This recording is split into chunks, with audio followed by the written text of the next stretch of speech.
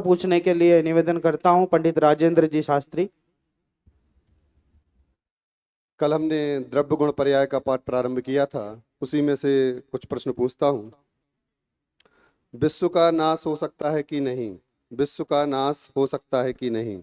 यदि नहीं हो सकता तो क्यों? क्योंकि छह द्रव्य में अस्तित्व गुण पाया जाता है। बहुत अच्छा। कोई एग्जाम्पल देके समझाएंगे कि विश्व का नाश कैसे नहीं हो सकता?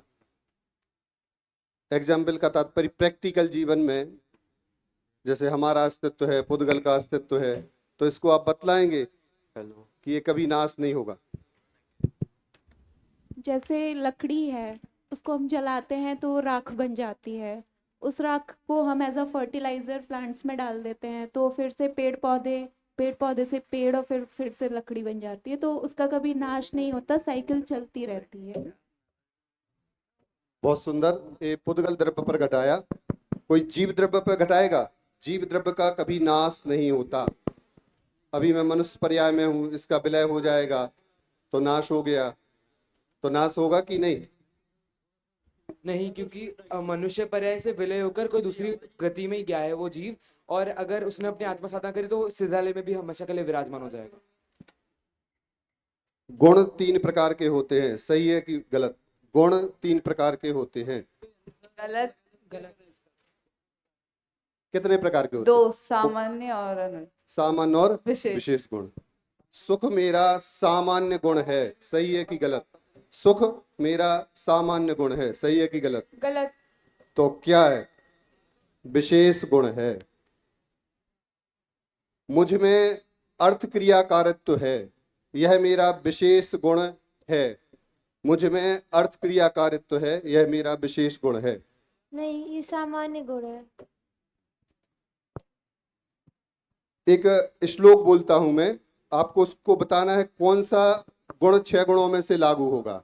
एक संस्कृत का श्लोक है, विचित्रे खलु संसारे नास्ति किंचित निरर्थकम।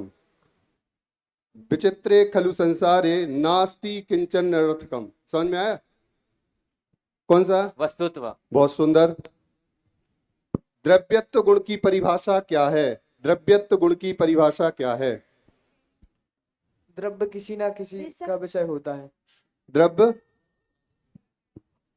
फिर से द्रव्य किसी ना किसी चीज, द्रव्य की जब अवस्था निरंतर बदलती रहती है। फिर से बोलो। द्रव्य, जिस शक्ति के कारण द्रव्य की अवस्था निरंतर बदलती रहती है। बहुत अच्छा। पूरा पूरा बोलना चाहिए, थोड़ा सा कोई पूरी परिभाषा बोलेगा? खड़े होके बोलो जरा। द्रव्यत्व गुण किसे कहते हैं? जिस शक्ति के कारण द्रव्य की अवस्था निरंतर बदलती रहती है उसे क्या कहते हैं? द्रव्यत्व गुण कहते हैं। ठीक। जिस शक्ति के कारण द्रव्य की अवस्था निरंतर बदलती रहती है उसे द्रव्यत्व गुण कहते हैं। जैसे शक्कर की डली है और हमने उसको शिकंजी बना दिया, यानी शिकंजी में डाल दिया, तो इसमें कौन सा गुण का अपन कथन करेंगे? समझ में आया नहीं आया? छह गुण हैं, लेकिन मुख्यतः अपन अभी जो कहने वाले हैं वो आप थोड़ा सा बताओ। इसमें हम गुणों की परिणमन जो हो रहा है उसका, कि वो डिसॉल्व होके उसमें शिकंजी बन गई है तो हम उसकी पर्याय बदल दी, उसका पर्याय बदल गई, लेकिन गुण की अपेक्षा कहें तो कौन सा गुण? बोलिए पीछे। वस्तुत्व गुण उसमें आ जाएगा। वस्तुत्व गुण आ जाएगा। और कोई? द्रव्यत्व गुण आएगा। द्रव्यत्व गुण आएगा। बहुत सुंदर।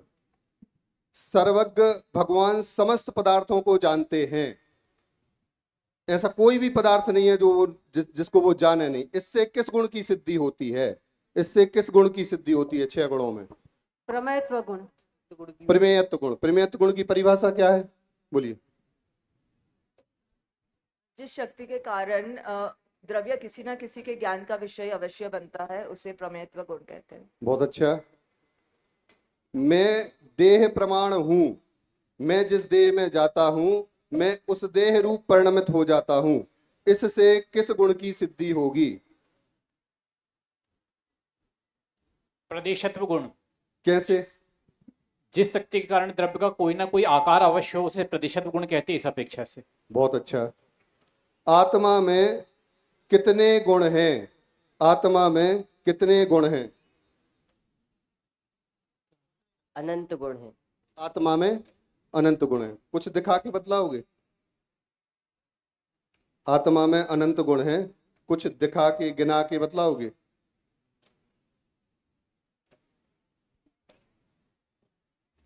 ये जो अब मैंने उसने उत्तर दिया वह उसका ज्ञान गुण हुआ, यही तो एक गुण है। दिखता नहीं है, जब अपन कोई अगर अपन से कुछ पूछता है, अपन जब वो उत्तर देते हैं, जब वो अपन का ज्ञान का विषय बनते हैं, तभी तो अपन उत्तर दे पाते हैं। अनंत को गिनाया नहीं जा सकता, लेकिन कुछ एक गुण हैं उनकी अपन चर्चा कर सकते हैं। एक दृष्टांत पर द्रव्य, गुण और पर्याय तीनों घटित करके बतलाना है। गुण पर्यायवद द्रव्यम, इस सूत्र के अनुसार एक एग्जाम्पल देकर के आप ये बतलाओ कि द्रव्य गुण पर्याय कैसे होते हैं। यहाँ पे सोने का एग्जाम्पल देंगे कि जैसे सोना है तो अभी पहले कंगन था, फिर उसके बाद अंगूठी बन गई, तो उसकी पर्याय बदल गई, कंगन से अंगूठी बन गई, और उसका गुण है वो पीलापन है, और सोना द्रव्य। सोना क्या है? द्रव्य। द्रव्य है। बहुत सुंदर। और कोई एक आध दृष्टांत देकर के बतलाएगा? समझ में आ गया? हाँ। जैसे शक्कर है, शक्कर और पुद्गल द्रव्य हुआ, और उसका जो गुण है पुद्गल है तो वो रस गुण हुआ, और उसकी पर्याय है वो मीठापन है, उसकी पर्याय माने रस गुण की पर्याय हुई। बिल्कुल सही है, थोड़ा और अच्छे से अपन प्रस्तुत कर सकते थे। अंतिम प्रश्न, ठीक है?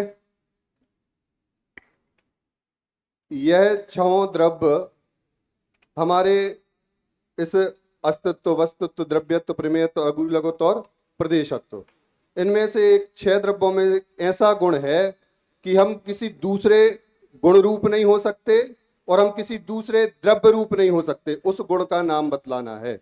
अगुरु लघुत्व गुण। अगुरु लघुत्व गुण, इसकी डेफिनेशन, अगुरु लघुत्व गुण किसे कहते हैं?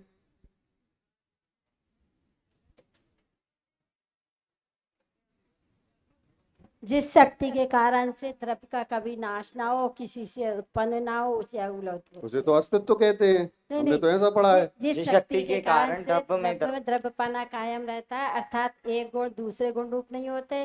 द्रव्य में रहने वाले अनंत गुण बिखर कर अलग अलग नहीं होते, उसे अगुलत्व गुण कहते हैं। बहुत सुंदर।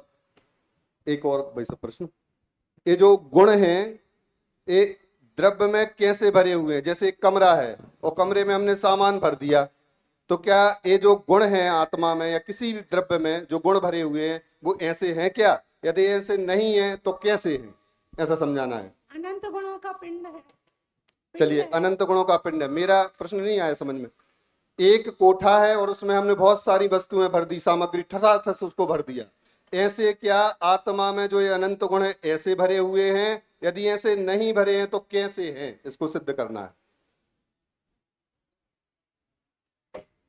सभी प्रदेशों में सभी अवस्थाओं में व्याप्त है गुण, गुण सभी अवस्थाओं में सभी प्रदेशों। जैसे शक्कर की मिठास, वो उसके हर प्रदेश में व्याप्त है। मैंने जो दृष्टांत दिया उसके हिसाब से बताना है थोड़ा सा। एक कमरे में जैसे सारी चीजें भरी गई है तो वैसे नहीं है। हाँ। क्योंकि कोई जो द्रव्य है उसमें गुण पहले से ही अलग से भरे नहीं गए हैं, वो उसका भंडार नहीं, उसका अखंड पिंड है द्रव्य। तो उनको अलग अलग किया जा सकता है गुणों को? वो तो उसकी संपूर्ण प्रदेश और संपूर्ण अवस्थाओं में पाया जाता है। तो गुण अलग अलग हो सकते हैं क्या? नहीं, नहीं हो सकते। तो ज्ञान में दर्शन मिल जाएगा, दर्शन में सुख मिल जाएगा। नहीं नहीं ऐसा नहीं, अलग अगुरु लघुत्व गुण है ना, मतलब। अच्छा, बहुत अच्छा। अगुरु लघुत्व गुण के कारण ऐसा होता है कि एक द्रव्य दूसरे द्रव्य रूप कभी 3 काल में नहीं होगा। अब हम कक्षा आगे बढ़ाते हैं। ओम नमः सिद्धेभ्यः, जय जिनेन्द्र। अगुरु लघुत्व गुण के कारण ऐसा होता है, ये स्वरूप नहीं है। ऐसा होता है, उसे अगुरु लघुत्व गुण का नाम दिया गया है। मतलब भाषा तो ऐसे ही कही जाएगी कि अगुरु लघुत्व गुण के कारण ऐसा होता है, लेकिन वस्तु का स्वरूप जैसा है उसे हमें बताने के लिए भेद पाड़े हैं, तो वो भेद एक्चुअली तो है ही नहीं वस्तु में ना, इसलिए वो हैं, इसलिए हम उसे एक एक को समझने के लिए ऐसे नाम दे दिए हमने। ज्ञान है, दर्शन है, चारित्र्य, अस्तित्व, वस्तुत्व, द्रव्यत्व है ना। तो वो पक्ष भी हमें ख्याल में होना चाहिए। सभी को दोबारा से पाठ्य योजना का बुखार हो गया।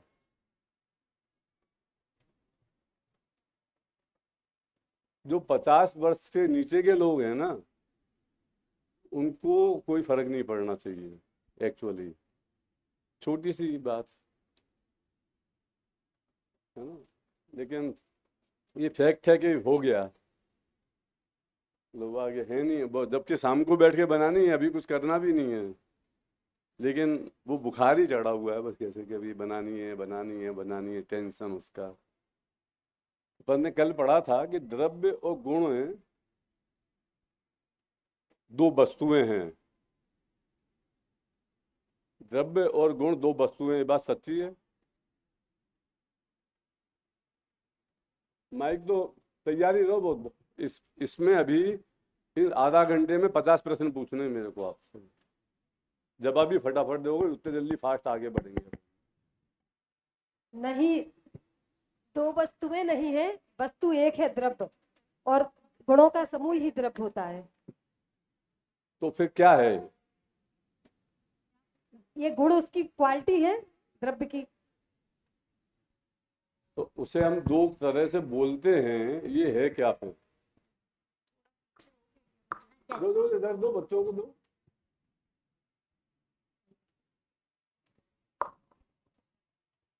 उनमें अतत भाव है। अतत भाव है, दोनों अलग अलग नहीं है। द्रव्य में ही गुण होते हैं, गुणों का समूह ही द्रव्य है, और उनमें अतत भाव है, ऐसा का। इसे अपन इस दूसरे तरह से भी कह सकते हैं कि द्रव्य और गुण ये दो तरह से देखने की कला है। वस्तु एक ही है, वस्तु में कोई फर्क नहीं है, लेकिन द्रव्य, गुण और पर्याय, तो भी ये तीन तरह से हम उसे उसी वस्तु को देखने की कला है। और यहीं पे अनेकांत लगता है। यदि हमने वस्तु की अपेक्षा से, सत्य की अपेक्षा से बात करी, सत्ता की अपेक्षा से, तो हमने द्रव्य की तरफ से देखा उसे, और उसी को हमने उत्पाद व्यय के हिसाब से देखा तो उसे पर्याय की तरफ से देख लिया। लेकिन पदार्थ तो दो नहीं हो गए, पदार्थ एक ही है। अब इसे पुद्गल और जीव द्रव्य पर घटाना है आपको। घटा करके बताइए।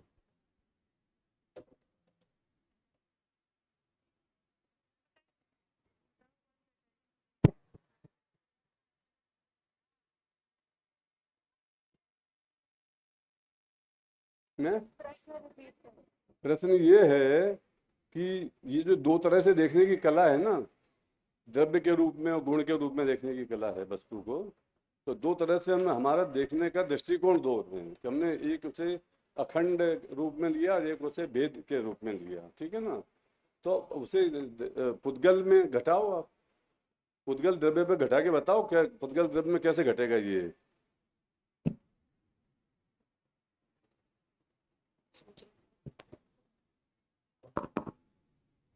अप्लाई करो ना, जीवनोपयोगी तो एप्लीकेशन भाववासन पर, तो आप अप्लाई करो ना।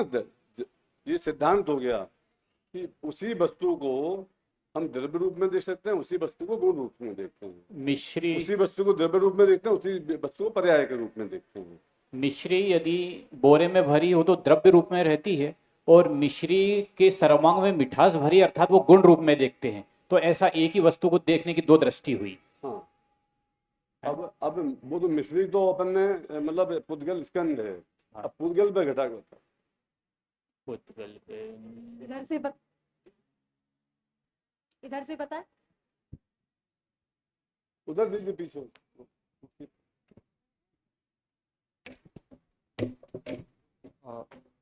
इसमें क्या है, जैसे हमारा जीव है, तो जीव में अब हमारा ये शरीर भी संग में है, पुद्गल भी है। तो अब हम जब पैदा हुए थे और हर समय परिणाम एक ही वस्तु में देखना है ना, जो दो वस्तु हो गई, असमान जाते द्रव्य पर्याय पे घटा रहे हो आप, अकेले जीव पे घटाओ। तो जीव में, जैसे जीव में क्या है, हर समय परिणमन हो रहा है, तो हर समय एक नई चीज मिलने उसको देखने को मिल रही है। और जो जीव है ज्ञायक स्वभाव से, तो वह जीव द्रव्य है। नहीं, ठीक है। और कोई?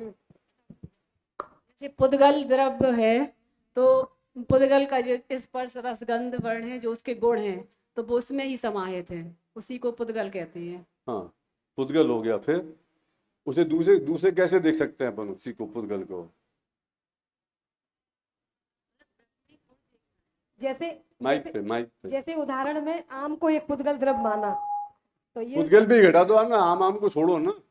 ठीक है, तो स्पर्श रस गंध वर्ण जब हम उसको देखेंगे तो उसको कहीं से तो देखेंगे, गुणों के भेद, द्रव्य को गुण उसकी विशेषता है, तो गुणों के आधार पर ही द्रव्य तक जा सकते हैं। जैसे कोई भी चीज है तो उसमें स्पर्श भी होगा, रस भी होगा, गंध भी होगा, वर्ण भी होगा, उन्हीं के आधार पर हम निर्णय करेंगे कि ये पुद्गल है। मतलब प्रश्न का जवाब नहीं है, लेकिन द्रव्य है, अंडरस्टैंडिंग कर सकते हैं अपन। द्रव्य है। जैसे पुद्गल और जीव को अपन अलग अलग तरह से समझ सकते हैं। ये तो पुद्गल है, हम पुद्गल को समझते हैं पहले हम। जैसे कि दूध है, दूध जो है वो दही रूप परिणमित हो गया, उसके बाद वो जो है घी बन गया, और उसके बाद में उसका हमने पनीर बना लिया। मुझे कोई तो उदाहरण दीजिए मेरे को, पुद्गल द्रव्य, पुद्गल द्रव्य और जीव द्रव्य पे दो में से एक पे घटा के बताओ डायरेक्ट। जीव द्रव्य है, जैसे मैं जो है, जो अभी मैंने इस पेड़ को देखा, अभी पंखे को देखा, मैंने अध्यात्म भारी साहब की आवाज सुनी, ये विभिन्न प्रकार से जो है मेरा जानना जानना जानना चल रहा है। तो जो ये जो है इसके अंदर एक पैटर्न पकड़ेंगे। पहले मैंने पेड़ को देखा, गे बदल गए, अध्यात्म जी को देखा, पंखे को देखा, तो यहाँ पे गे बदले, लेकिन जानना जानना कॉमन है। इसका मतलब एक निश्चित पैटर्न को पकड़ के हम कह सकते हैं कि मेरे में जानने नाम का गुण है, यानी ज्ञान गुण है। लेकिन हम जान रहा हूँ। प्रश्न ये नहीं है, एक मिनट, अब मैं ही बताता हूँ। द्रव्य, एक सेकंड में और बोलती हूँ। जैसे द्रव्य है, द्रव्य आत्मा समझिएगा आप, मगर मैं तो इसको अपने नाम से जान रही हूँ ना, मेरा नाम ये है वो है, और इस करके गुण, मतलब जो मैं करती हूँ वो गुण हो गया। ऐसे जैसे नहीं, सिंपल बात है कि पुद्गल पे घटाना है हमको, तो पुद्गल अपने आप में एक द्रव्य है। पुद्गल जो है स्पर्श रस गंध वर्ण वाले को पुद्गल कहते हैं। हाँ। तो स्पर्श रस गंध वर्ण संपूर्ण भाग और संपूर्ण अवस्था में, इसलिए उसके गुण हो गए। तो वो द्रव्य भी हो गया और उसको संपूर्ण भाग में व्याप्त है, इसलिए गुण हो गए। हाँ, ठीक है। एक द्रव्य में ही द्रव्य और गुण। जब आपको उसे घटा करके नहीं बताया, बात सही बोली आपने, लेकिन प्रश्न क्या है कि एक पुद्गल द्रव्य है, उसे हम दो रूप में देख सकते हैं, वस्तु एक ही है, एक ही वस्तु है। ठीक है, तो पुद्गल को लिया हमने, पुद्गल और जीव पे घटाना हमको, तो पुद्गल अपने आप में पुद्गल है, ये द्रव्य रूप से देखा हमने वस्तु को, है ना। तो पुद्गल अपने आप में पुद्गल है, मतलब अनंत गुणों का खंड पिंड है, एक पदार्थ है, एक सत्तामय पदार्थ है। ठीक है, एक बात हमने ली, और उसी को हम दूसरे रूप में देखेंगे कि रूप रस गंध स्पर्श रूपमय है, तो हमने दूसरा रास्ता हो गया उसका, हमने उसे गुण के रूप में देख लिया। ठीक है, उसी को हमने तीसरा रास्ता, उसी को हमने देखा सफेद है, कड़क है, मीठा है, उसी को हमने पर्याय के रूप में देखा। वस्तु तीन नहीं है, यहाँ वस्तु तीन नहीं है, वस्तु एक ही है, लेकिन उसे देखने के तरीके अलग अलग हैं, अपेक्षाएं अलग अलग हैं, पर्पज अलग अलग हैं। ठीक है ना, वस्तु में फर्क नहीं है। अब समझ में आ गई। अब जीव पे घटाओ।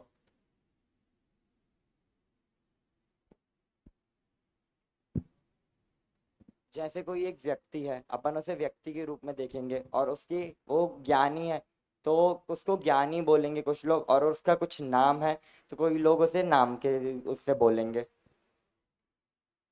बैठिए, अभी आपके सामने एग्जाम्पल है, अब क्या सोच रहे हो इतना? एक ही वस्तु में वो देखने के तरीके अलग अलग हैं। ठीक है, वस्तु में कोई फर्क नहीं है, द्रव्य गुण और पर्याय। तो द्रव्य जो है वही गुणमय है, वही है, और वही पर्याय, उसी में पर्याय है। कोई बाहर जाने की जरूरत नहीं है। वो एक आता है ना, द्रव्य में रहना नहीं और पर्याय में रहना नहीं, पर्याय के बाहर, लालू भाई का पर्याय में अटकना नहीं और पर्याय के बाहर, द्रव्य में अटकना नहीं और द्रव्य के बाहर जाना नहीं, ऐसा कुछ लालू भाई का बहुत पॉपुलर वाक्य था। प्रमाण में हाँ अटकना नहीं और प्रमाण के बाहर जाना नहीं। जैसे पुद्गल द्रव्य का स्वभाव है, जैसे मेरा शरीर है, इसका पुद्गल है, इसका स्वभाव पूर्ण गलन है। अब पुद्गल की बात गई है ना, आप जीभ पे घटा के दिखाओ ना, जैसे अपन ने पुद्गल पे घटा के मैंने दिखा दिया। जो प्रश्न है उसका जवाब दोगे ना। मैं आपसे पूछूं कि खेत में कौन सी क्रॉप लगी हुई है, आप बोलो खलियान में तो अभी तक माल ही नहीं आया। ये पूछा किस बेवकूफ ने? जैसे मैं जीव द्रव्य हूँ, मेरा ज्ञान गुण है, और ज्ञान का परिणमन जैसे सम्यक्तो पर्याय में ही होता है, तो इस प्रकार मैं एक अखंड पिंड हूँ और गुणों का परिणमन हो रहा है। तो इस प्रकार से हम एक द्रव्य पर इसको घटा सकते हैं कि मुझ में अखंड गुण है और गुणों का जो परिणमन है, ज्ञान गुण जो है उसमें सम्यक तो प्रकट होता है। जैसे हम देखें तो आत्मा जो है उसमें अनंत गुण है, तो ज्ञान है, दर्शन है, सुख है, वीर्य है, चित्त शक्ति, दर्शन शक्ति, वो सब। तो हम देखें तो वो हमने भेद से देखा, और हम अभेद से देखें तो मैं एक आत्मा ही हूँ, और भेद से देखें तो एक गुण से देख सकते हैं। एकदम परफेक्ट जवाब है कि जीव को जीव रूप में देखा जा सकता है, टोटल इन होल, कि ये मैं कौन, मैं जीव। ठीक है, अब उसी जीव को मैं मेरे को ही गुण रूप से देख सकता हूं कि मेरे में ज्ञान है, मेरे में दर्शन है, मेरे में चारित्र है। अब इसी मैं को मैं इस कक्षा को जान रहा हूं, मैं सुख या दुख का भेदन कर रहा हूं, मतलब पर्याय के रूप में देख सकते हो। वस्तु में क्या फर्क आया, मुझ में कोई फर्क आया क्या, पदार्थ बदला क्या कुछ? तो जो है सब कुछ मेरे अंदर ही हो रहा है ना, लेकिन उसे तीन तरह से देखा जा सकता है। ये बहुत इंपॉर्टेंट बात है, और इसमें अनेकांत लगता है कि जब हमने उसे संपूर्णपणे देखा तो हमने द्रव्य बोला, जब हमने उसे भेद रूप से देखा तो गुण बोला, जब हमने उसे कार्य रूप से देखा तो पर्याय बोला, पर्याय का मेंशन किया। वस्तु एक ही है। तो हमारी जैसे उस कल रात को, परसों रात को जो प्रवचन किया था वस्तु स्वातंत्र का, उसमें आप लोग आए नहीं, या बहुत लंबा वो प्रोग्राम चल रहा था, तो सब लोग फिर जो आए होंगे वो चले गए होंगे। लेकिन उसमें ये बात मैंने थोड़ी सी टच की थी, क्योंकि बहुत सारी बातें बोली थी तो जल्दी जल्दी बोल के निकल गया था कि एक ही वस्तु होती है और उसमें पर्याय दृष्टि और द्रव्य दृष्टि का फर्क क्या है। वस्तु तो वही है, वस्तु में थोड़ी कोई कमी हो गई है, पर्याय को निकाल के थोड़ी फेंक दिया हमने, उसी वस्तु में रहती है ना पर्याय भी। हम उसे एक रूप में देखते हैं उस वस्तु को, ठीक है ना। अब इससे ज़्यादा समय देने लिए योग्य नहीं है। आपको समझ में आ गया हो तो बहुत अच्छी बात है, और नहीं आ गया हो तो कोशिश करिए आप, क्योंकि मेरे को तो आगे जाना है, मेरे को कोर्स भी पूरा कराना है।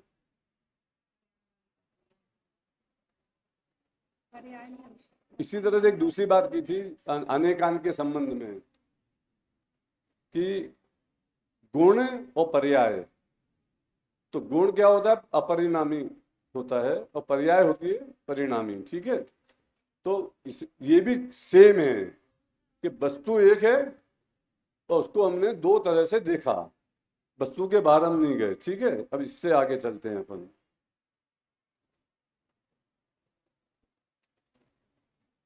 अच्छा, एक एग्जाम्पल वो मैं लेना शुरू किया था इसी बात को सिद्ध करते हुए, उसमें से मैं प्रश्न पूछने वाला था, तो वो एग्जाम्पल मैं बोलता हूँ अभी, छोटी सी स्टोरी बोलता हूँ, उसमें से आपको घटाना है फिर, कि राम जब शाम को घर पहुंचे तो राधा का मुंह उतरा हुआ था।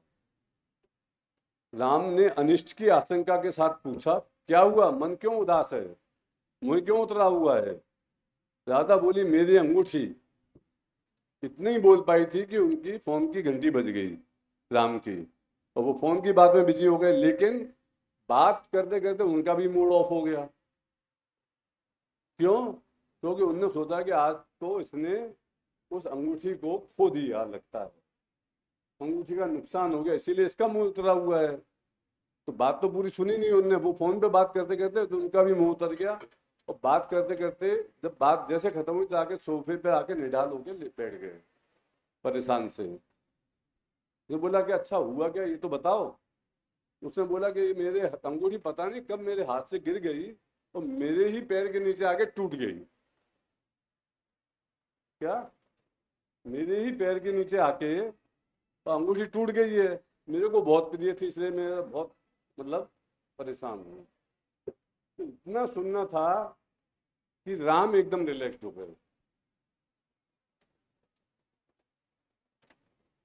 अब मैं ये जानना चाहता हूँ यहाँ पर कि राधा के दुख का कारण और राम के दुख का कारण, राधा के दुख जो अभी कंटिन्यूएशन का कारण और राम के रिलैक्स हो जाने में क्या कारण रहा, और फिर इसे आप किसी न किसी अपने द्रव्य गुण बदल पर्याय वाले किसी सिद्धांत पर घट पाते हैं बात। उन दोनों की दृष्टि में क्या फर्क था जिसके कारण से ये घटना इस तरह से घटी? राधा की दृष्टि पर्याय पर थी और राम ने जब सुना कि अंगूठी टूटी है तो उसकी दृष्टि द्रव्य पर गई, और द्रव्य जो है क्या कहते हैं नाश नहीं आपको होता। जवाब नहीं देना चाहिए, आपने लास्ट ईयर किया हुआ है कोर्स, आपको पता है, आप अपनी बुद्धि से सही जवाब दे रहे हो उससे ठीक है, बाकी लोगों को बोलने दीजिए।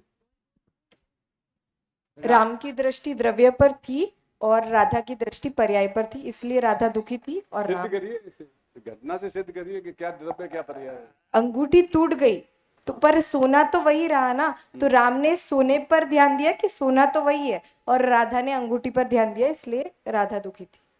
इनका जवाब है वो सही है कि गलत है? सही है, तो बहुत अच्छी बात है, बहुत जल्दी निपट गया। मैं नहीं तो लंबा 10 मिनट खराब होते, अब आपने जवाब दे के निपटा दिया फटाफट। इसमें यही बात समझने की है कि वो राधा के दुखी होने का कारण था कि उसकी दृष्टि पर्याय मतलब उसके कार्य पे थी, अंगूठी रूप पर्याय पर थी। अंगूठी टूट गई, अंगूठी उसे प्रिय थी, वो दुखी हो गई। राम को जब ये समझ में आया कि वो अंगूठी खो गई है, तो वो मेरे मूल वस्तु सोना 10 ग्राम था जो उसका नुकसान मेरा हो गया, इसलिए उनका मूड ऑफ हो गया, क्योंकि बात तो पूरी सुनी नहीं, मेरी अंगूठी और मूड ऑफ है तो मतलब अंगूठी गायब हो गई। लेकिन जैसे ही उन्हें पता लगा कि अंगूठी तो है, मतलब वस्तु तो है, लेकिन अंगूठी का रूप खत्म हो गया, तो उन्होंने कहा क्यों चिंता करती है, दूसरी बनवा देंगे दूसरी, सोना तो बचा रहा ना अपना, असली माल तो मेरे पास है ना, कीमत तो माल की थी, अंगूठी की क्या कीमत थी? वैसे की वैसी दूसरी बन जाएगी, दूसरी नहीं बनेगी तो कड़ा बना देंगे, हार बना देंगे, ये कर देंगे, वो कर देंगे, कुछ भी कर देंगे, माल है तो कुछ भी हो सकता है।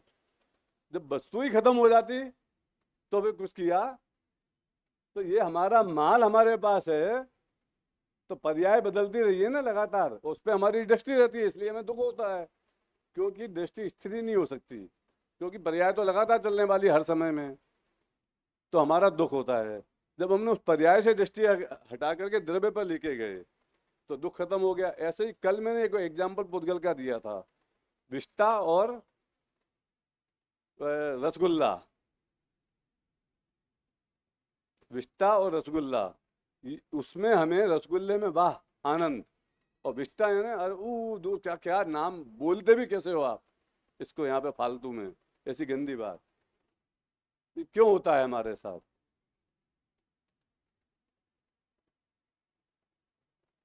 और उसका उपाय क्या होता क्यों है वो तो समझ में आ रहा है कि गंदी चीज के बारे में बात करोगे तो गंदे ही विचार आएंगे फिर, इसलिए तकलीफ तो समझ में आ गई।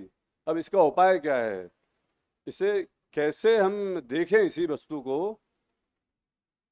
तो हमें कोई दुख नहीं होगा, कोई प्रॉब्लम नहीं होगी, कैसे देखें उसको?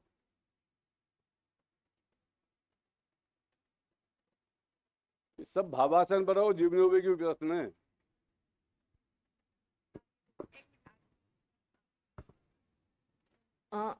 यहाँ पे जो भी विष्टा है वो भी पर्याय है, हम पर्याय को देख रहे हैं, और रसगुल्ला है वो भी पर्याय है। तो एक हमें पदार्थ अनिष्ट लगा तो हमने उसके प्रति द्वेष किया, दूसरा पदार्थ हमें इष्ट लगा तो हमें उसके प्रति राग किया। तो अभी हमारी दृष्टि पर्याय पे ही अटकी हुई है। तो अभी दोनों द्रव्यों को हम द्रव्य दृष्टि से देखें तो दोनों पुद्गल द्रव्य है, और पुद्गल द्रव्य तो ये है मतलब उसमें कुछ इष्ट अनिष्ट है ही नहीं वो पदार्थ में, तो वैसे हम देखेंगे तो राग द्वेष की उत्पत्ति नहीं होगी। जवाब सही है कि गलत है? सही है जवाब। जो सही गलत मानते हैं वो हाथ खड़ा कर रहे हैं, उनसे पूछेंगे नहीं कि सही जवाब क्या है, लेकिन कम से कम मानते हो तो हाथ तो खड़ा कर दो। मतलब सब मानते हैं सही है, ठीक है। अब वो पुद्गल द्रव्य है, तो अभी रसगुल्ला तो रसगुल्ला है और बिस्टा बिस्टा है, ये फैक्ट है, ठीक है। तो फिर हम पुद्गल मानने से हमें क्यों शांति आई, क्यों हमें वो घृणा थी, जो गुस्सा थी, वो खत्म हो गई, क्यों?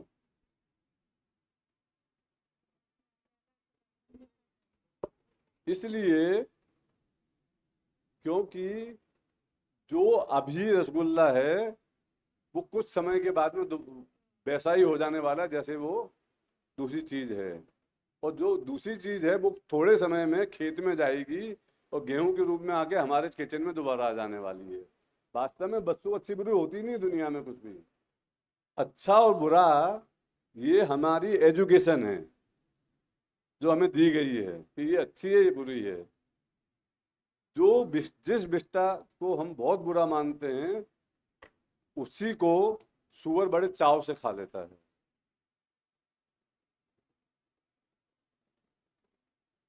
और ऐसे 100 बहुत 50 उदाहरण मनुष्यों के भी दे सकते हैं अपन।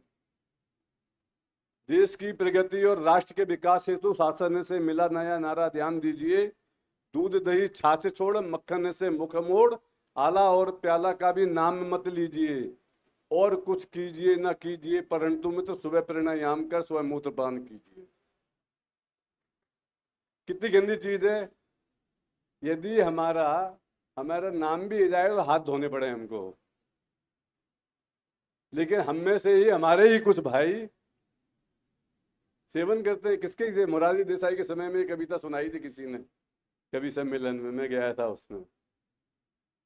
तो बुरी चीज है, किसी के लिए बहुत बुरी चीज है, किसी के लिए पीने लायक है। वास्तव में क्या है, ना वो अच्छी है, ना बुरी है, ना ग्रहण करने लायक है, ना छोड़ने लायक है। वो पर पदार्थ है, पुद्गल द्रव्य है और कुछ नहीं है। तो इसी को अपनी जीभ पे भी घटा सकते हो आप कि ना दुखी है ना सुखी है। हमारा जो अच्छा बुरापन है, राग द्वेष है एक दूसरे के प्रति, पर को में कर्तत्व की मान्यता है, जो भी है वॉटेवर, वो कुछ भी कार्यकारी नहीं है। मैं तो मैं ही हूं बस। इसे अपने पे घटाओ।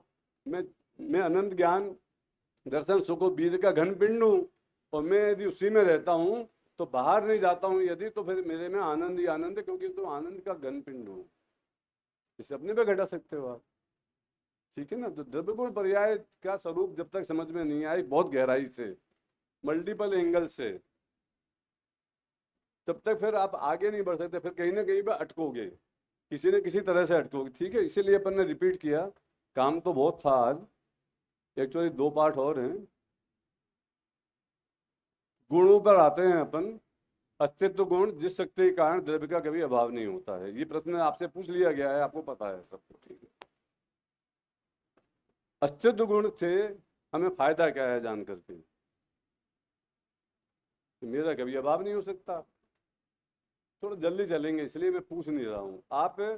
आपको एक काम करना है कि मैं प्रश्न खड़े कर रहा हूँ, जितनी देर में मैं जवाब दे रहा हूँ आप अपना जवाब सोच लें और फिर ये मिलाएं कि वो सही था कि गलत था।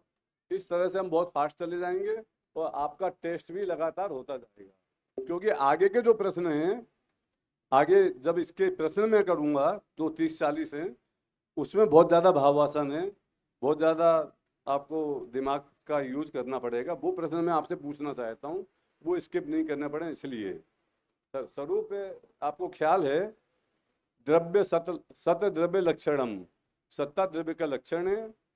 हमें अस्तित्व गुण जानने का फायदा ये है कि मैं भी एक सत्ता हूँ, मेरा नाश कभी होता नहीं है।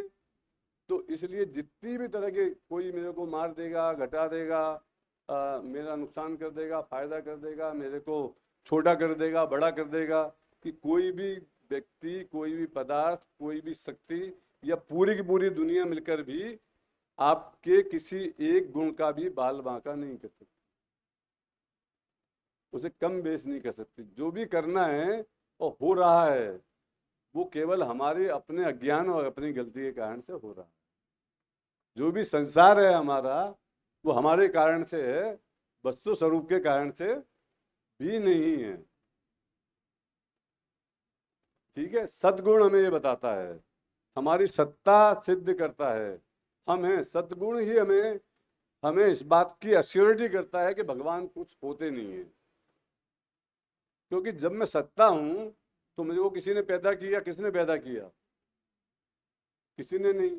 कोई मेरा अंत कर सकता है? अंत भी नहीं कर सकता।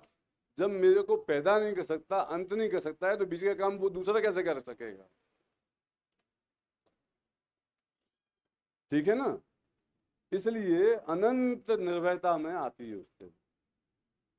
अब यदि ये कहो कि पैदा हुआ तो फिर प्रश्न खड़ा हो जाएगा, पहले मुर्गी हुई थी कि अंडा हुआ था? ये प्रश्न खड़ा हो जाता है कि पहले मुर्गी हुई कि अंडा हुआ। अंडा, आप बोलोगे अंडा हुआ पहले, तो बोले अंडा आया कहाँ से? अंडा कहाँ से आया? आप बोलोगे मुर्गी हुई पहले, तो मुर्गी पहले हुई तो किसमें से पैदा हुई, कहाँ से उदित हुई? तो ये इस प्रश्न का जवाब नहीं है, क्योंकि अनादिकाल से वस्तु है, जो है उसे खत्म नहीं किया जा सकता, जो नहीं है उसको पैदा नहीं किया जा सकता, उसे लाया नहीं जा सकता है। तो ये वस्तु का स्वरूप है, क्योंकि हम में अस्तित्व गुण है, हम एक सत्ता है। ठीक है। अब जीव, पुद्गल, धर्म, अधर्म, आकाश और काल। तो पुद्गल है तो पुद्गल, ये मोबाइल खत्म हो जाएगा और ये राख बन जाएगी, है ना? तो खत्म हो गया ना फिर। तो इस तरह से जीव, पुद्गल, धर्म, अधर्म, आकाश, काल, छहों द्रव्य पर इस सत द्रव्य को आप घटा सकते हो। सत्य, सत्ता जो है वो सामान्य गुण है, अस्तित्व गुण सामान्य गुण सभी द्रव्यों में समान रूप से पाया जाता है। अब इसके प्रश्न आगे आएंगे कि उसमें सत्ता है और मेरी सत्ता है, तो एक ही है कि अलग अलग है? धर्म में भी है, मेरे में भी सत्ता है, पुद्गल में भी है, आकाश में भी है, काल में भी है। ये सब अपन आगे चलेंगे। अब वस्तुत गुण पे आते हैं। वस्तुत गुण किसे कहते हैं? जिस शक्ति के कारण अर्थ क्रिया, प्रयोजनभूत क्रिया होती हो, है ना, उसे वस्तुत गुण कहते हैं। तो वस्तु क्या लोक में पर के प्रयोजन के लिए चार द्रव्य तो हमारे लिए है ना, धर्म, अधर्म, आकाश और काल। चार द्रव्य तो हमारे लिए ही बने हुए हैं, जीव और पुद्गल के लिए। तो मैंने कहा नहीं, हमारे लिए नहीं बने, वो हैं और उनका अपने लिए कोई कार्य है, साथ में हमारे उसका, जब हम में कोई कार्य होता है उससे तत्संबंधी, तो हम उसे निमित्त कहते हैं। ठीक है। वस्तुत्व गुण क्या बताता है हमको कि वो कार्य का है। कोई बच्चा है, बीमार है, बुद्धिहीन है, उसे कुछ समझ नहीं है, तो वो कहता है कि मेरे पास तो सब कुछ भी नहीं है, मैं तो सारी दुनिया से बहुत दीनहीन हूँ। कि भाई नहीं, तेरे पास तेरी प्रयोजन के लिए तू है, कोई दूसरे की उसके लिए नहीं है। अरे मैं तो इसका चपरासी हूँ, प्राइम मिनिस्टर का, मैं तो वो नहीं है तो मेरा कोई अस्तित्व ही नहीं है। कि नहीं, तेरा अस्तित्व है, क्योंकि तेरा अपना खुद का प्रयोजन है अपने लिए। इनमें भी बहुत बातें होती हैं गहराई में जाने पर, तो वो, लेकिन अभी अब हमारे यहाँ चर्चा का विषय नहीं बनाना है उसे अपन को। लेकिन हमारे मैं हूँ और मैं हमेशा रहने वाला हूँ, उससे हमारे सब तरह के कॉम्प्लेक्सेस खत्म हो जाते हैं। हम में जो इन्फीरियरिटी और सुपीरियरिटी कॉम्प्लेक्स होते हैं ना, वो क्यों होते हैं? क्योंकि मैं किसी से अपने आप को जब नीचा मानता हूँ, कमज़ोर मानता हूँ, अनावश्यक मानता हूँ, तो मेरे में इन्फीरियरिटी आती है। और जब मैं अपने आप को बहुत ज़्यादा सुपीरियर मानता हूँ, कह रहे ये ज्ञान तो सब मैं ही तो दे रहा हूँ, ये तो सब अज्ञानी है, कि अभी थोड़ी देर में ही जाके, है ना, जब किचन में पहुँचोगे तो ये ज्ञानी हो जाएंगे, तू अज्ञानी हो जाएगा, फिर क्या होगा? तो ये इन्फीरियरिटी सुपीरियरिटी खत्म हो जाती है। इससे आपकी जो नारी स्वतंत्र की समस्या भी खत्म हो जाती है, क्योंकि सब समान है, किसी में कोई भेद ही नहीं है, सब में जीव है। तो फिर क्यों फर्क करते हो? पुरुषों को फर्क करना नहीं चाहिए और महिलाओं को फर्क महसूस नहीं करना चाहिए, तो उससे खत्म हो जाती है। हम स्वतंत्र हैं, किसी के अधीन नहीं है, हमारी अपने लिए यूटिलिटी है, किसी दूसरे के लिए नहीं बने हैं, हम किसी की चाकरी के लिए नहीं बने हैं। बहुत सारी समस्याओं का, बहुत सारी मनोवैज्ञानिक साइकोलॉजिकल समस्याओं का हो जाता है। ठीक है। द्रव्यत्व गुण। अच्छा, वस्तुत्व गुण में एक बात और है कि वस्तुत्व गुण जो द्रव्य होते हैं उन्हें वस्तुत्व गुण के कारण से क्या कहा जाता है? क्या कहा जाता है? एक द्रव्य को वस्तुत्व गुण के कारण से क्या कहते हैं? वस्तु कहा जाता है। वस्तु कहा जाता है। वस्तुत्व गुण है इसलिए वस्तु कहा जाता है। जी मैं ठीक है। अब द्रव्य गुण पे आते हैं। जिस शक्ति के कारण द्रव्य की अवस्था निरंतर बदलती रहती है उसे द्रव्य गुण कहते हैं। तो हमारा जो अवस्था बदलती रहती है लगातार, ये अच्छी है हमारे लिए, खराब है?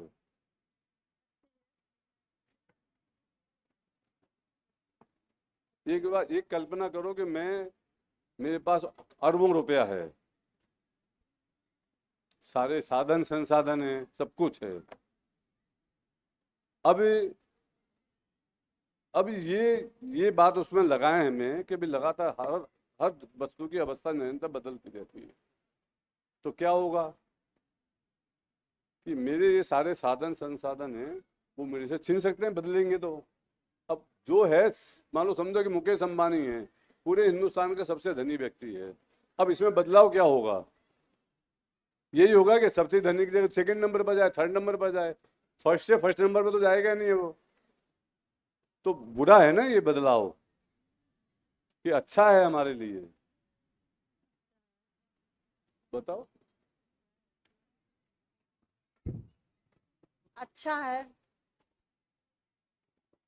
बदलाव हमारे लिए अच्छा है। यदि ऐसा नहीं हो तो फिर जो जहाँ है वो वहीं रहेगा, जो पेड़ है वो पेड़ ही बने रहेंगे, माइक पास में लेके कुछ सुना ही नहीं दे।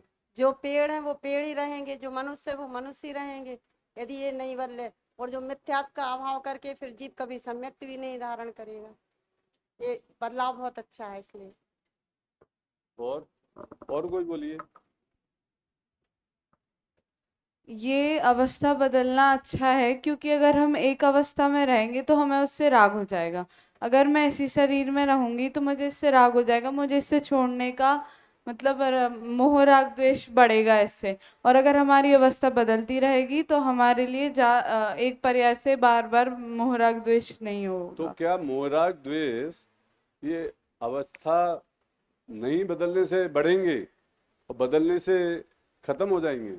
खत्म तो नहीं होंगे, पर जल्दी, जैसे अगर हम बहुत टाइम तक किसी चीज को अपने साथ रखेंगे तो हमें उससे बहुत ज्यादा वाला राग हो जाता है, पर उतना नहीं होगा राग, कम होंगे, अपेक्षा से कम होंगे। खत्म तो नहीं होंगे पर कम तो होंगे। लेकिन राग का स्वरूप तो ये नहीं है। राग का स्वरूप तो ये कि कभी इससे होता है, कभी इससे होता है। तो जब हम बच्चे होते हैं तो हमें माँ बाप से बहुत राग होता है, और जब हम बड़े हो जाते हैं, हमारी शादी हो जाती है, तो पत्नी से राग हो जाता है, माँ बाप का राग छूट जाता है। और जब बच्चे हो जाते हैं हमारे, तो पत्नी से राग भी छूट जाता है, हम दोनों आपस में लड़ने भिड़ने लगते हैं और बच्चे के लिए दोनों समर्पित हो जाते हैं। तो वहाँ पे कमी ज़्यादा का कहाँ सवाल रहा? वो तो सब चीज़ें वैसी की वैसी बनी रहती हैं। तो अब यदि सब वैसी की वैसी बनी रहें तो फिर तो नहीं हो तो चलेगा ना बदलाव? नहीं चलेगा। क्यों नहीं चलेगा? सवाल ये है। अगर परिणमन नहीं होगा तो सब जाम हो जाएगा, कुछ नहीं होगा, और प्लस हम सिद्ध भी नहीं बन पाएगा, क्योंकि हम यही शरीर में रह जाएंगे और जो पूरे 3 लोग हैं वो जाम हो जाएगा, क्योंकि कोई परिवर्तन नहीं रहेगा। अच्छा, यदि ये चीज आपकी सॉल्व कर दी जाए, आपको शुद्ध बना दिया जाए, फिर पर्याय नहीं हो वो चलेगा? नहीं, फिर भी पर्याय रहेगी ना, रहनी चाहिए। क्यों? अगर मैं शुद्ध रहूंगा तो जो मैं जान रहा हूँ, जो सुख मैंने अनुभव करा, वो सिर्फ एक समय का ही रहेगा, उसके बाद सुख नहीं आएगा। और अगर निरंतर बदलती रहेगी तो सुख सुख सुख आता ही रहेगा। लेकिन नहीं आए ना, सुख ही है पूरा, फिर नहीं आए। अरे भाई, द्रव्य गुणों से बना हुआ है, और गुणों में गुणों का परिणमन पर्याय है, और पर्याय निरंतर बदलती रहती है। हाँ, क्यों? ये चॉइस हमारी नहीं है, ये वस्तु का स्वरूप है, वो होने ही वाली है। लेकिन हमारे फेवर में इसलिए है क्योंकि हम दुखी हैं। यदि हम सिद्ध होते तो ना हमें कोई पर्याय हो रही है तो भी फर्क नहीं है, और नहीं हो रही तो भी कोई फर्क नहीं होता। गुदगल को कोई फर्क नहीं पड़ता उसकी कैसी पर्याय हो रही है, विष्टा रूप पर्याय हो रही है या कोई फूल रूप पर्याय हो रही है, पुद्गल को कोई फर्क नहीं पड़ता। क्यों? क्योंकि उसमें उसको कोई समस्या ही नहीं है। समस्या जीव के साथ है, केवल हमारे साथ है, और हमें दुखी आज, तो हमारे तो फेवर में ही है कि पर्याय हो रही है, तो कभी ना कभी हम सुखी हो सकते हैं। अभी हम दुखी हैं, अनादि काल से दुखी हैं, ये सारी पर्यायें लगातार दुख रूप हुई हैं, ये बात सच्ची है। लेकिन भविष्य में आशा है, भविष्य में आशा है। यदि नरेंद्र मोदी अपनी गद्दी पर स्थिर हो जाएं, तो राहुल गांधी क्या करेगा बेचारा? अभी इस आशा में है कि मैं प्राइम मिनिस्टर बन सकता हूं, धार पर चढ़ा हुआ है ना। यदि आशा खत्म हो जाए, नहीं स्थायी हो गया ये, तो अब कभी भी चुनाव ही नहीं होंगे और यही प्राइम मिनिस्टर रहेंगे, खत्म भी नहीं होंगे, क्योंकि पर्याय तो बदलेगी नहीं, अब स्थिर हो गए परमानेंट, तो फिर खत्म ही हो जाएगा मामला। तो ये बात है, ठीक है ना। तो द्रव्यत गुण है जिसके कारण से अवस्थाएं निरंतर बदलती रहती है, वस्तु का स्वभाव है, उसमें होती हैं। और हमारा फेवर केवल इतना है कि हम चूंकि अभी दुखी हैं, तो हमारे पास में इससे ज्यादा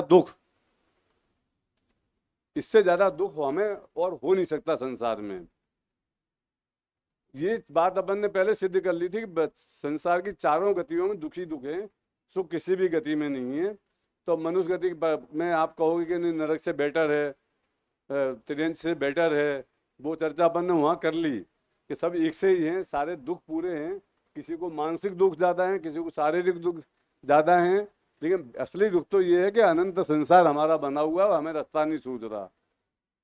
असली दुख तो यही है। तो ये दुख तो सभी को बराबर है, सारे मिथ्या दृष्टि जीवों को। इसलिए वो अनिश्चितता जो सबसे बड़ा दुख होता है, वो बहुत बड़ा दुख होता है। देखिए एक एग्जाम्पल देता हूं मैं आपको उसके लिए। इन्वेंशन होता है ना, आविष्कार। आविष्कार जब वैज्ञानिक लोग करते हैं, तो परमाणु बम बनाने की बात आई, परमाणु बम के आविष्कार की बात आई, तो किसी व्यक्ति ने, वैज्ञानिक ने बोला कि परमाणु बम बन सकता है, ओपनहेमर नाम था उसका, है ना, तो बन सकता है।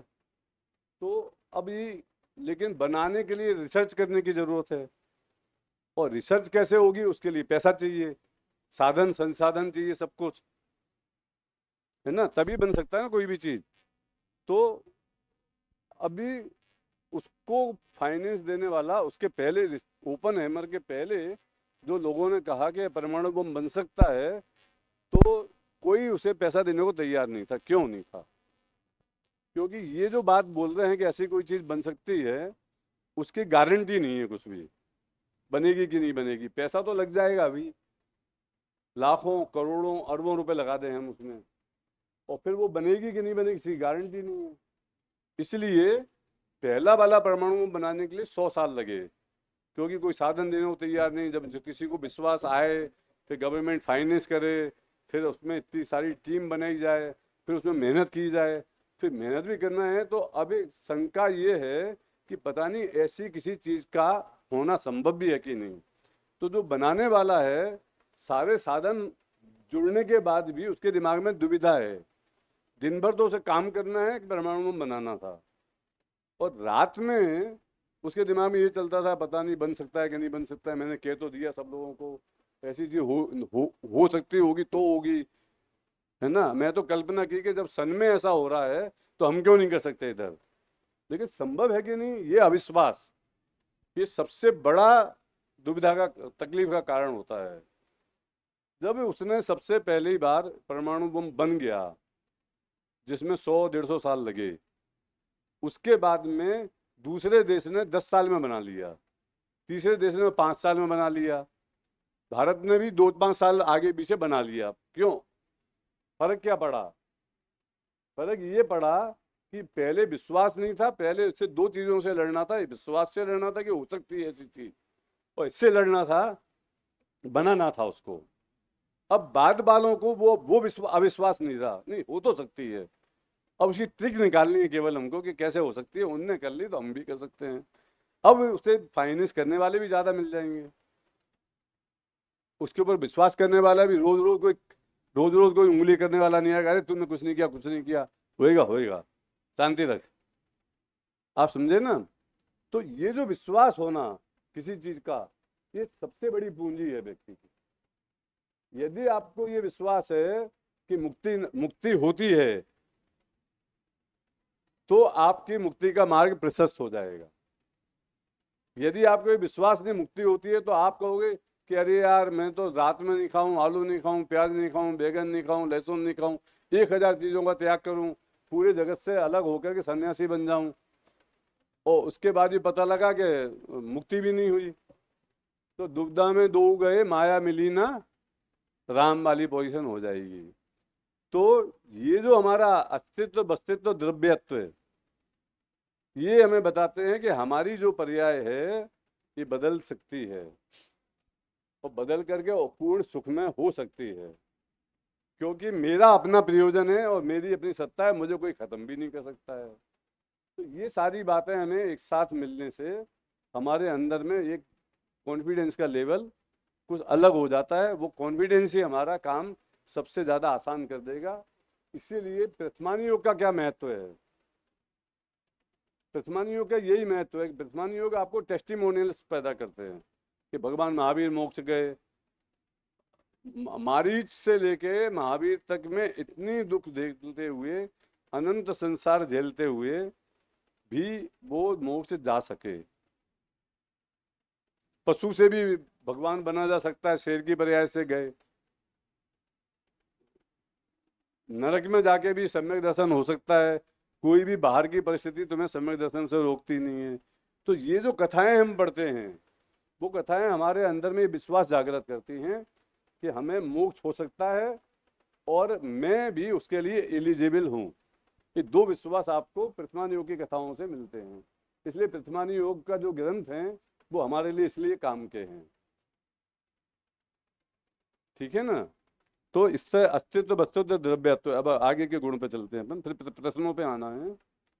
प्रमेयत्व, जिस शक्ति के कारण द्रव्य किसी न किसी के ज्ञान का विषय हो। ये समझ में नहीं आया ये गुण मेरे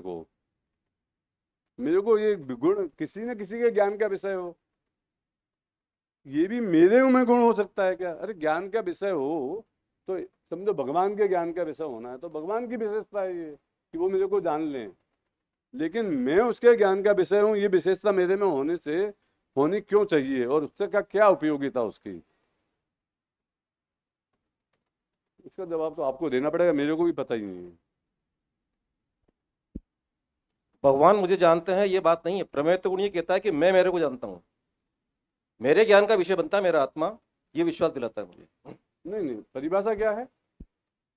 किसी न किसी के ज्ञान का विषय बनता है, तो मेरे ज्ञान का भी तो विषय बनता है ना। वो किसी के नहीं, ये नहीं लिखा कि प्रमेय तो गुण का परिभाषा ये नहीं है जिस शक्ति के कारण ज्ञान, जिस शक्ति के कारण द्रव्य किसी न किसी के ज्ञान का विषय अवश्य बने, उसे प्रमेयत्व गुण कहते हैं। बराबर। तो किसी न किसी में मैं भी तो शामिल हूँ ना। तो ये प्रमेयत्व गुण, यदि मैं अपने आप को जान सकता हूँ इसलिए मेरे में प्रमेयत्व गुण है, तो पुद्गल धर्म अधर्म आकाश काल में प्रमेयत्व गुण नहीं होगा। सही है, क्योंकि वो तो जानते ही नहीं है। यदि ये परिभाषा हो कि मैं जानता हूं, तो फिर उनमें प्रमेयत्व गुण नहीं होना किसी में से केवल मैं शामिल नहीं हूँ, अन्य भी शामिल है, लेकिन मैं भी शामिल हूँ। उसे जाने दो, फिर परिभाषा से चलो ना। आप जवाब परिभाषा से दो मेरे को। प्रत्येक द्रव्य में प्रमेयत्व गुण होता है, और प्रमेयत्व गुण भले हमारे ज्ञान का विषय ना बने, क्योंकि मतिश्रुत ज्ञान का तो निश्चित एक वो रहता है दायरा, लेकिन ये केवल ज्ञान का विषय बनता है। तो प्रत्येक द्रव्य केवल ज्ञान के विषय बन रहे हैं। वो गुण तो उनमें है ना, उनमें का प्रमेयत्व गुण तो मुझ में है ना, केवली में थोड़ी है। हम केवली में भी है, लेकिन मुझ में है ना। मुझ में शक्ति रूप में है, शक्ति रूप में नहीं है, गुण है वो। नहीं, आपको जवाब तो अपन देंगे ही, अभी तो इनको ही जवाब देना दो। मुझ में योग्यता है कि मैं किसी के ज्ञान का विषय बनूं। जब मुझ में ये योग्यता नहीं होती तो मैं किसी के ज्ञान का विषय भी नहीं बनता। पहले योग्यता किसी के मतलब किसके? सर्वज्ञ भगवान के। सर्वज्ञ भगवान के ज्ञान का विषय मैं नहीं बनता यदि मुझ में योग्यता ना होती तो। ये बात सही है कि इनका जवाब?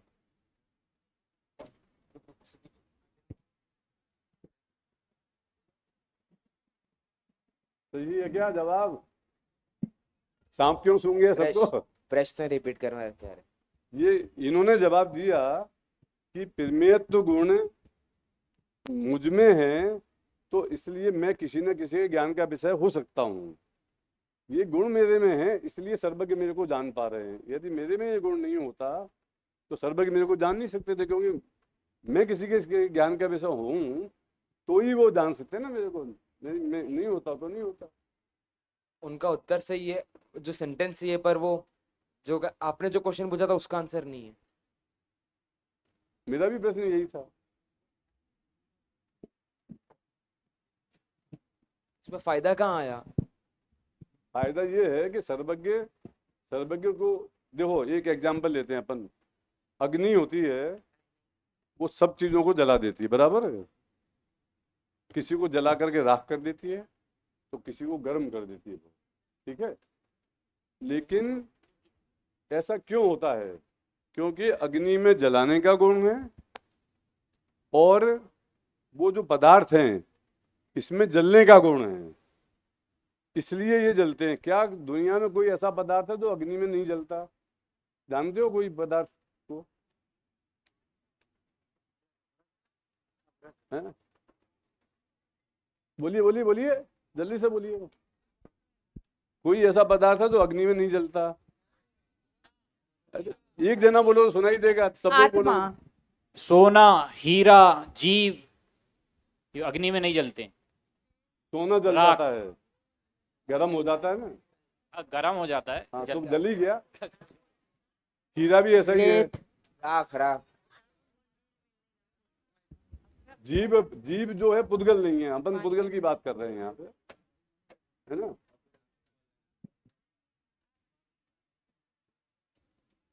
ऐसा कोई पदार्थ को जानते नहीं आप लोग? ये एक से आगे देते हैं। अबरक। अबरक, अरे कितना सरल सा है। अपने तो चौथी पांचवी कक्षा में पढ़ाते हैं कि अबरक नहीं जलता है। नाखून नहीं जलते हैं? नाखून नाखून नाखून नाखून एक टेम्परेचर में जाके जल जाएंगे। बाल 100 डिग्री पे नहीं। अभी अबरक है ना अपने पास, एक ही बहुत है हमारे लिए, तो हमें 100 से क्या मतलब है। अबरक नहीं जलता, क्यों? क्योंकि अबरक में जलने का गुण नहीं है। वो जल सके यदि उसमें ये सामर्थ्य होती, ये इसमें सामर्थ्य है ये जल जाए, लेकिन वो जो कंपोजिशन है, एक मिनट इधर, अब उधर से क्या मिलेगा? अबरक क्या होता है? अबरक अबरक क्या होता है? अबरक को इंग्लिश में माइका बोलते हैं। एक खनिज है जो कि बाजार में मिलता है, आप कभी भी बाजार में जाके देख सकते हैं। ट्रांसपेरेंट टाइप का होता है। यहाँ पे 1000 डिग्री का टेम्परेचर है, यहाँ पे आप हाथ लगाओ उसको, अबरक की इस साइड हाथ लगाओ, एकदम ठंडा। सोने को आप गर्म करोगे, सोना मेल्ट हो जाएगा, गर्म हो जाएगा, उसमें फर्क पड़ता है, क्योंकि उसमें जलने का गुण है उस कंपाउंड में। वो जो केमिकल कंपाउंड है, अबरक भी एक कंपाउंड है, तो उसमें वो नहीं जलता है, ठीक है ना। तो यदि उसमें कोई वो गुण नहीं, विशेषता नहीं है, तो उसे कोई जला नहीं सकता। इसी तरह से यदि हम किसी के ज्ञान का विषय हों, पुद्गल, धर्म अधर्म आकाश काल, इन सबको जानते हैं ना भगवान। वो इसलिए जान पाते हैं क्योंकि उसमें ये विशेषता है कि वो किसी न किसी के ज्ञान का विषय बने।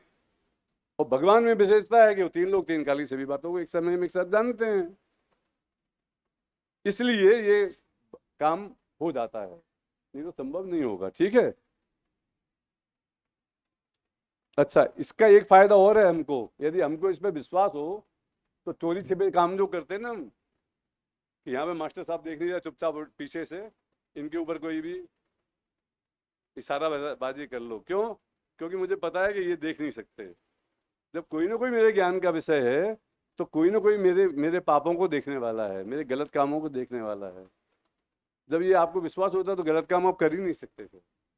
हमें विश्वास नहीं होता है, इसलिए हम करते हैं। या तो विश्वास नहीं होता है, या होता भी है तो हम कहते हैं अरे देख भी लेगा तो देख लेगा, वो थोड़ी किसी से कहने बताने वाला है। आप समझे ना। अच्छा, अगुरु लघुत्व गुण, ये क्या काम करता है? अगुरु लघुत्व गुण, जिस शक्ति के कारण एक द्रव्य दूसरे द्रव्य रूप नहीं होता है, एक गुण दूसरे गुण रूप नहीं होता है, और वो बिखर करके अलग अलग नहीं हो जाते हैं ना।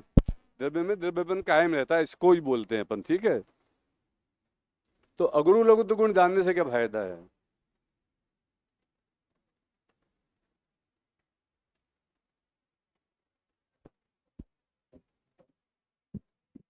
मैं जीव अजीव रूप नहीं हो सकता, मतलब उसके मान्यता नहीं हो सकती मैं, ये फायदा हो। और उससे उससे क्या फायदा?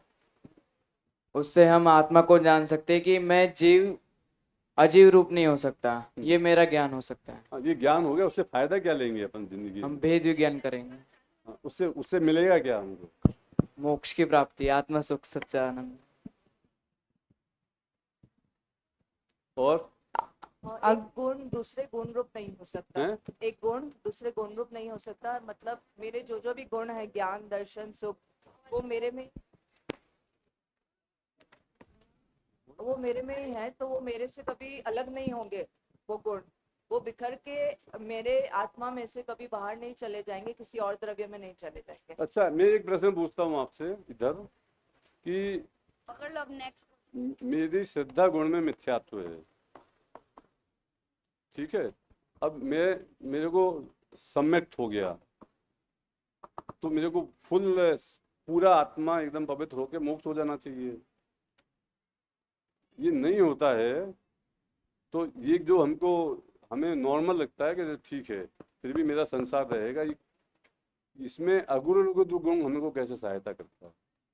जो श्रद्धा गुण है वो तो श्रद्धा गुण सम्यक्त्व हो गया है, लेकिन जो चारित्र गुण है वो अभी पूर्ण रूप से नहीं हुआ है, हम वीतरागी नहीं हो गए हैं। तो जब तक चारित्र गुण में पूर्णता नहीं होगी तब तक मोक्ष की प्राप्ति नहीं। तो इससे हमें ये कॉन्फिडेंस, हमें ये पता लग जाता है कि जो हमारे दुख हैं वो चारित्र गुण के विकारी पर्याय हैं, और जो हमारे में अनंत निर्भरता आ गई है, इंडिपेंडेंस आ गई है हमारे सोच में, वो श्रद्धा गुण का कार्य है ना?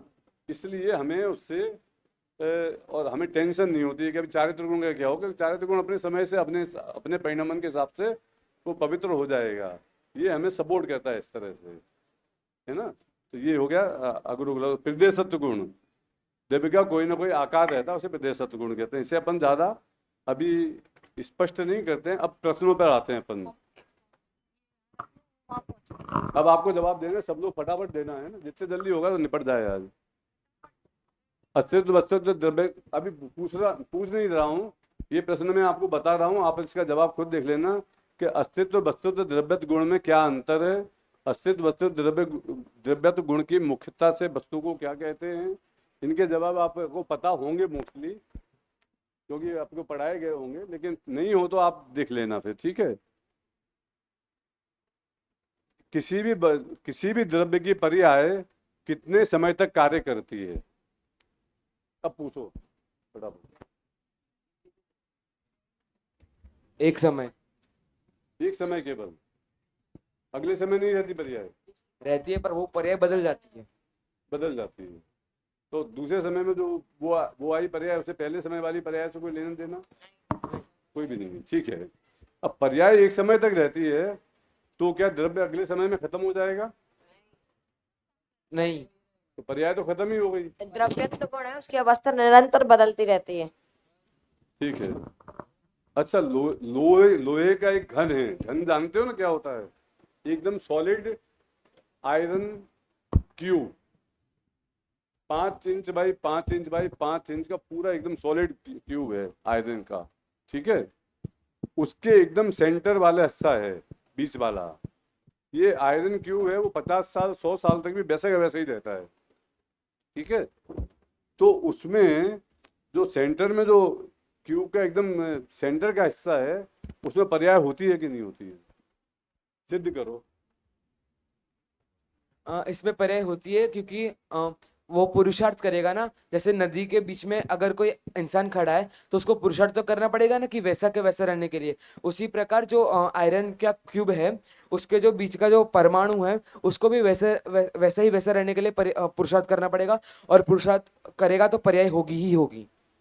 नहीं, पुरुषार्थ करेगा क्या, क्या मतलब है? पर्याय होगी सिद्धांत से समझ गया मैं, उसे सिद्ध करो कि पर्याय हो रही है उसमें।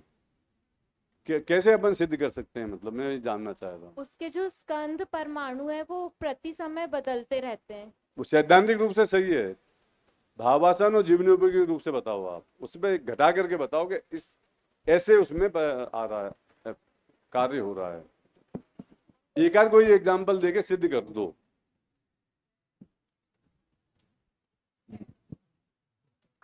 जैसे कोई क्यूब है और वो सपोज करो लोहे का है क्यूब, तो लोहे में क्या होता है, एक समय बाद उसकी आयु क्रम से क्षीणता आती है और जंग लग जाती है। इसी प्रकार से वो परिणमनशील है, तो पुद्गल में यह सी परिणमनशील हो रही है। अभी उसे हम सिद्ध नहीं कर सकते कब वो क्षीण होगा, कब परिवर्तित होगा, कब वहां से अलग हटेगा। हमें तो अभी सिद्ध करना है ना अपने को। अभी तुम नहीं मानोगे, मैं बोलूंगा कि नहीं उसमें तो होगा, तो तुम नहीं मानोगे ना। लेकिन कोई चीज ऐसी हो सकती है जिससे आप कहोगे यार हाँ ये बात तो सच्ची है, हमको जम जाए एकदम बात। तो ये जमती हुई बात बताओ ना कोई।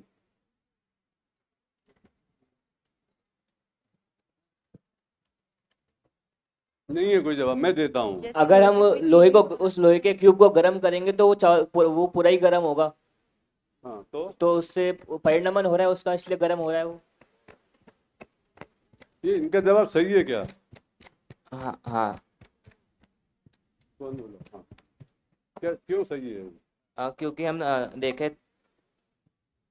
हम देखें तो उसका मतलब जो उसको हम पिघाल दे तो उसका वो पहले से सॉलिड फॉर्म में था, बीच का पार्टिकल, अब वो लिक्विड फॉर्म में आ गया। बाद हम उसको और कुछ करें तो उसकी पर्याय चेंज जो होती है, तो इससे हम प्रूव कर सकते हैं कि उसकी भी पर्याय चेंज हो सकती है। नहीं बात तो सही है, सिद्धि सही नहीं हुई। देखो क्यूब है, क्यूब को हमने पूरे को गर्म किया तो उसका सेंटर पार्ट भी गर्म हुआ ना। तो गर्मी क्या है? उद्गल के कौन से गुण की पर्याय है? स्पर्श गुण की पर्याय है। तो जैसे उसमें गर्मी रूप कार्य हो रहा है, वैसे रूप रस गंध स्पर्श सभी रूप के काम हो रहे होंगे। फिर ये हमें दिखता, समझ में आ रही है ना बात, कि एकदम हमने गर्म किया तो वो सेंटर तक जाके गर्म हुआ, क्योंकि हमने गर्मी इस साइड से शुरू की थी और इस साइड भी पूरा गर्म हो गया, तो सेंटर में तो होके ही गर्म होके गया। तो सिद्ध हो रहा है ना ये। इसमें से एक भी जना ये मना नहीं कर सकता कि नहीं वो उधर सेंटर गर्म नहीं हुआ। तो ये जीवनोपयोगी हो गई ना कि रियली बात सच्ची है। ये जब आपको आपके सामने सिद्ध होती हुई दिख रही है तो फिर आप उसे मान लोगे। यदि मैं कहूँ सैद्धांतिक रूप से कोई बात करूंगा नहीं ऐसा होता है, तो आपको समझ में नहीं आएगी। इसलिए जीवनोपयोगी। पर हम ये कैसे कह सकते हैं, ये कैसे सिद्ध करेंगे कि जब तक वो गर्म नहीं था तब तक भी उसकी पर्याय बदल रही थी, जब वो नॉर्मल ऐसे बैठा रहा था तब वो कैसे सिद्ध करेंगे? इसका मतलब ये है कि हमने उस पर कोई कार्य किया तो उसका इफेक्ट उस पर आया। तो जैसे स्पर्श गुण का कोई इससे संबंधित कोई कार्य हुआ तो उसमें इफेक्ट आया, ऐसे रस का भी, गंध का भी, वर्ण का भी उसमें इफेक्ट आया होगा। वो लॉजिक से सिद्ध होता है फिर। लेकिन लॉजिक लगाने के लिए कोई ना कोई रीजनिंग चाहिए प्रॉपर। तो ये रीजनिंग है कि जब वो काम किया तो जैसे सारी पदार्थों में कोई कार्य हो रहा है तो परिवर्तन आ रहा है, अब उसको भी गंध वर्ण उसको भी सिद्ध किया जा सकता है, लेकिन उसके लिए फिर साइंटिफिक इंस्ट्रूमेंट आपको चाहिए। लेकिन गर्मी को सिद्ध करने के लिए कोई साइंटिफिक इंस्ट्रूमेंट की जरूरत नहीं, वैसे ही सिद्ध हो रहा है। परंतु जब तक गर्मी करी उसके पहले उसकी पर्याय बदल रही थी, वो कैसे सिद्ध करेंगे? उसके पहले ठंडा था ना। हाँ तो हमने इस साइड से ठंडी बौछार छोड़ी 0 डिग्री टेम्परेचर की, तो वो पूरा दूसरी साइड में ठंडा हो गया। तो बीच का पूरा ठंडा हुआ तब वो दूसरी साइड पे उसका। मैं ये बोल रहा हूँ कि जब तक ठंडा करा उसके पहले जब वो स्थिर था उस पर कुछ एक्शंस नहीं ली थी, तब वो कैसे सिद्ध करेंगे? जैसे ठंडा किया तो ठंडा हो रहा है, तो टेम्परेचर तो मौसम का लगातार बदलता है ना 24 घंटे। तो उसके वो सेंटर में भी जाके उस टेम्परेचर का फर्क लगातार आएगा। स्पर्श में, रस में, गंध में, वर्ण में, सब में फर्क आएगा। क्योंकि वो दिख रहा है कि नहीं दिख रहा है वो अलग बात है। दिखती हुई चीज हमें एक आध कोई एग्जाम्पल मिलेगा, लेकिन उससे फिर पूरा ज्ञान हम पूरी वस्तु का कर लेते हैं। हम क्यों कैसे सिद्ध करते हैं? सर्वज्ञता होती है कि एक व्यक्ति को इतना सा ज्ञान है, एक बच्चे को, एक को इतना ज्ञान है, एक को इतना ज्ञान है, इतना ज्ञान है, तो उसकी पूर्णता भी हो सकती है इस तरह से। आपने यहाँ से शुरुआत किया था कि जैसे वो क्यूब है, वो क्यूब ही बना रहता है। हाँ। और वो क्यूब कब तक बना तो रहेगा? वो गर्म किया हमने हाँ। और ठंडा किया, तो मैं दोनों ये ही कहना अवस्था में क्यूब क्यूब ही रहा। तो मैं ये कहना चाह रहा हूँ कि वो क्यूब क्यों बना रहा, इसमें सिद्ध करना चाहते हैं। गुण की परिभाषा में है कि द्रव्य के गुण उससे बिखर कर अलग अलग नहीं होते, इसलिए यदि वो वर्क उसमें जो है उसको ज्यों का त्यों बनाए रखने में वो सिद्ध नहीं होता, क्योंकि वो स्कंद है। अच्छा, वो पुद्गल परमाणु नहीं है। तो जो सेंटर हिस्सा अपन जो उसे पकड़ रहे हैं वो परमाणु को, वस्तु को पकड़ रहे हैं, एक परमाणु को, इसलिए वो सिद्धि नहीं होती है। और क्यों हमेशा मतलब किसी कोई पर्याय किसी चीज की लगातार एक सी हो सकती है और किसी की पर्याय नहीं होगी। तो ये इस चीज की पर्याय बदलती है रोज, तो 2-4 साल में खराब हो जाता है। इसकी पर्याय और क्षणिक है तो ये 2-4 दिन में खराब हो जाएगा। और ये पानी की पर्याय और क्षणिक है तो हम पीते हैं और वो दूसरे रूप में थोड़े समय में ही दिख जाती है। तो वो वैसा है, वो स्थायी वाले हैं ऐसी चीजें। तो वो एक अलग विषय है। हमारा एग्जाम्पल जो है हमारे सिद्धांत को सिद्ध करता है, उसके बाद वो सर्वांगीण नहीं होता। एग्जाम्पल एक देश होता है, इसलिए उसमें अटकने से मतलब नहीं है। हमें क्यूब का क्या हो रहा है, क्यों हो रहा है, उसमें नहीं जाना है। किसी द्रव्य की पर्याय एक जैसी है तब भी परिणमन तो उसमें सतत हो रहा है। हाँ, परिणमन थोड़ी रुकता है, पर्याय तो बदल रही है। हाँ, बदल खाली रही है, उसी लगातार जैसी हो रही है, पर्याय बराबर नवीन पर्याय आ रही है। बराबर बराबर। अच्छा, 1 सेकंड में हेलो। कम से कम और अधिक से अधिक कितनी पर्याय होती है?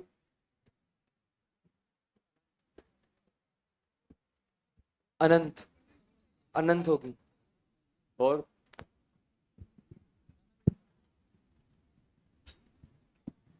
एक गुण की एक समय में एक पर्याय होगी और अनंत गुणों की एक समय में पृथक पृथक अनंत 1 पर्याय। सेकंड में कम से कम और अधिक से अधिक कितनी पर्याय होती है? अनंत एक द्रव्य पर्याय, की। अनंत पर्याय होंगी सिर्फ। 1 सेकंड में अनंत पर्याय होंगी। अनंत कैसे? प्रति समय पर्याय बदलेंगे तो 1 सेकंड में अनंत समय होते हैं, तो इसीलिए उनकी पर्याय भी असंख्यात। असंख्यात, तो इसीलिए उनकी पर्याय भी असंख्यात होंगी। हाँ, और भी एक अपेक्षा है। द्रव्य में एक सेकंड में द्रव्य में अनंत गुण हैं। हाँ, तो वो एक गुण की 1 सेकंड में असंख्यात पर्याय होंगी। हाँ, तो एक समय में। हाँ, हाँ, तो इसीलिए और असंख्यात असंख्यात समय है, असंख्यात गुण इसलिए- हैं, असंख्यात समय हैं। तो Exactly. एक समय में भी असंख्यात पर्याय होंगी। एक ही मतलब एक सेकंड में असंख्यात समय होते हैं। ये जवाब बिल्कुल परफेक्ट था, बराबर था।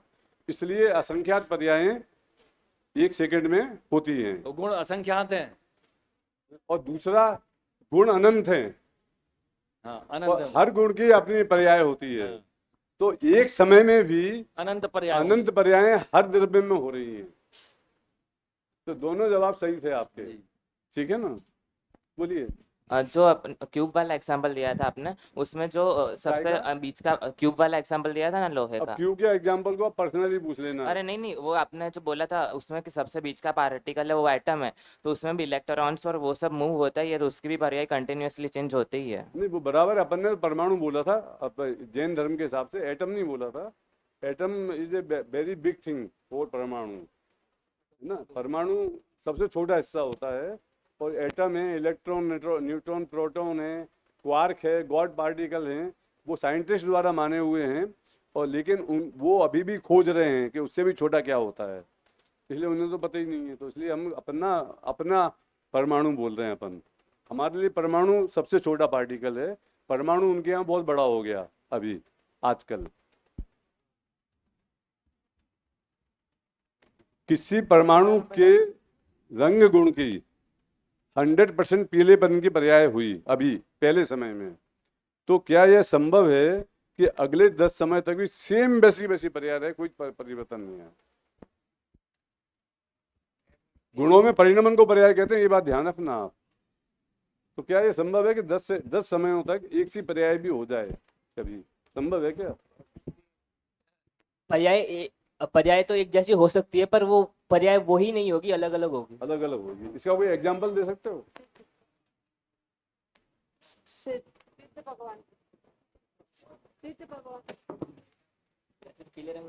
बोलो माइक तो दो भाई।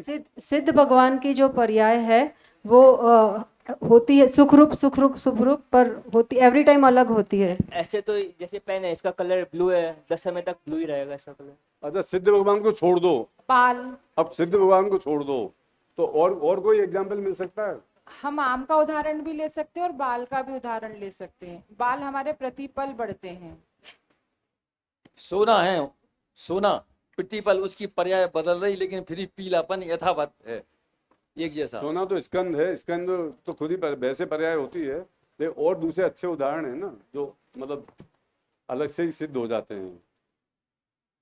देखो हम क्या है कि हम जब द्रव्य गुण पर्याय पढ़ते हैं तो हम जीव और ज्यादा से ज्यादा पुद्गल के बारे में ही सोचते हैं। द्रव्य धर्म अधर्म आकाश काल भी है। हाँ तो वो भी एक समान प्रति समय परिवर्तन हुए भी एक जैसे हैं, एक जैसे बिल्कुल सही। इसलिए वही मैं कह रहा हूँ कि हमारी दृष्टि जाती नहीं उधर तक। बिल्कुल सही है। हम जीव और पुद्गल में कहीं ना कहीं गुड़चुड़ गुचुड़ गुचुड़ गुचुड़ करके निपटाना चाहते हैं। अब आज की बात इधर, प्रश्न इधर ही स्टॉप। कल आगे के 4 पार्ट होंगे, 2 पार्ट तो देव स्तुति और देव दर्शन और पंच परमेष्ठी, और उसके आगे वाले कौन से हैं पार्ट। और अभी मास्टर जी का नंबर है, इसलिए मैं उनका समय नहीं काटना चाहता। वो बहुत अच्छी बातें बताएंगे आपको। तो 4 पार्ट कल तैयार करके आने हैं आपको, कल 4 पार्ट लेंगे। इसमें 40-50 प्रश्न और हैं, लेकिन अभी पूछने का समय नहीं। कितने? श्रावक के अष्टमूल गुण, चौथा भी तो होगा। श्रावक के अष्टमूल गुण, देव के दर्शन, पंच परमेष्ठी, और चौथा पार्ट इंद्रियों का तो अलग ही होगा एक दिन। कल ये 3 पार्ट कर लेंगे अपन, ठीक है। इंद्रियां भी बढ़ के आ जाना, आप तैयारी करके तो आना, मौका मिला तो ले लेंगे, ठीक है। मास्टर साहब बताएंगे आपको अच्छी अच्छी बातें। 10 मिनट कम से कम होगा।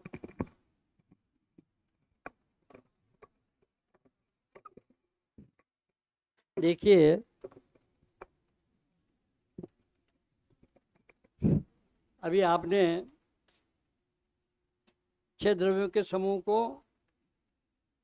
विश्व कहते हैं और गुणों के समूह को द्रव्य कहते हैं। तो ऐसे गुणों के समूह को द्रव्य कहते हैं, तो उसमें गुण कितने होते हैं? गुण अनंत होते हैं।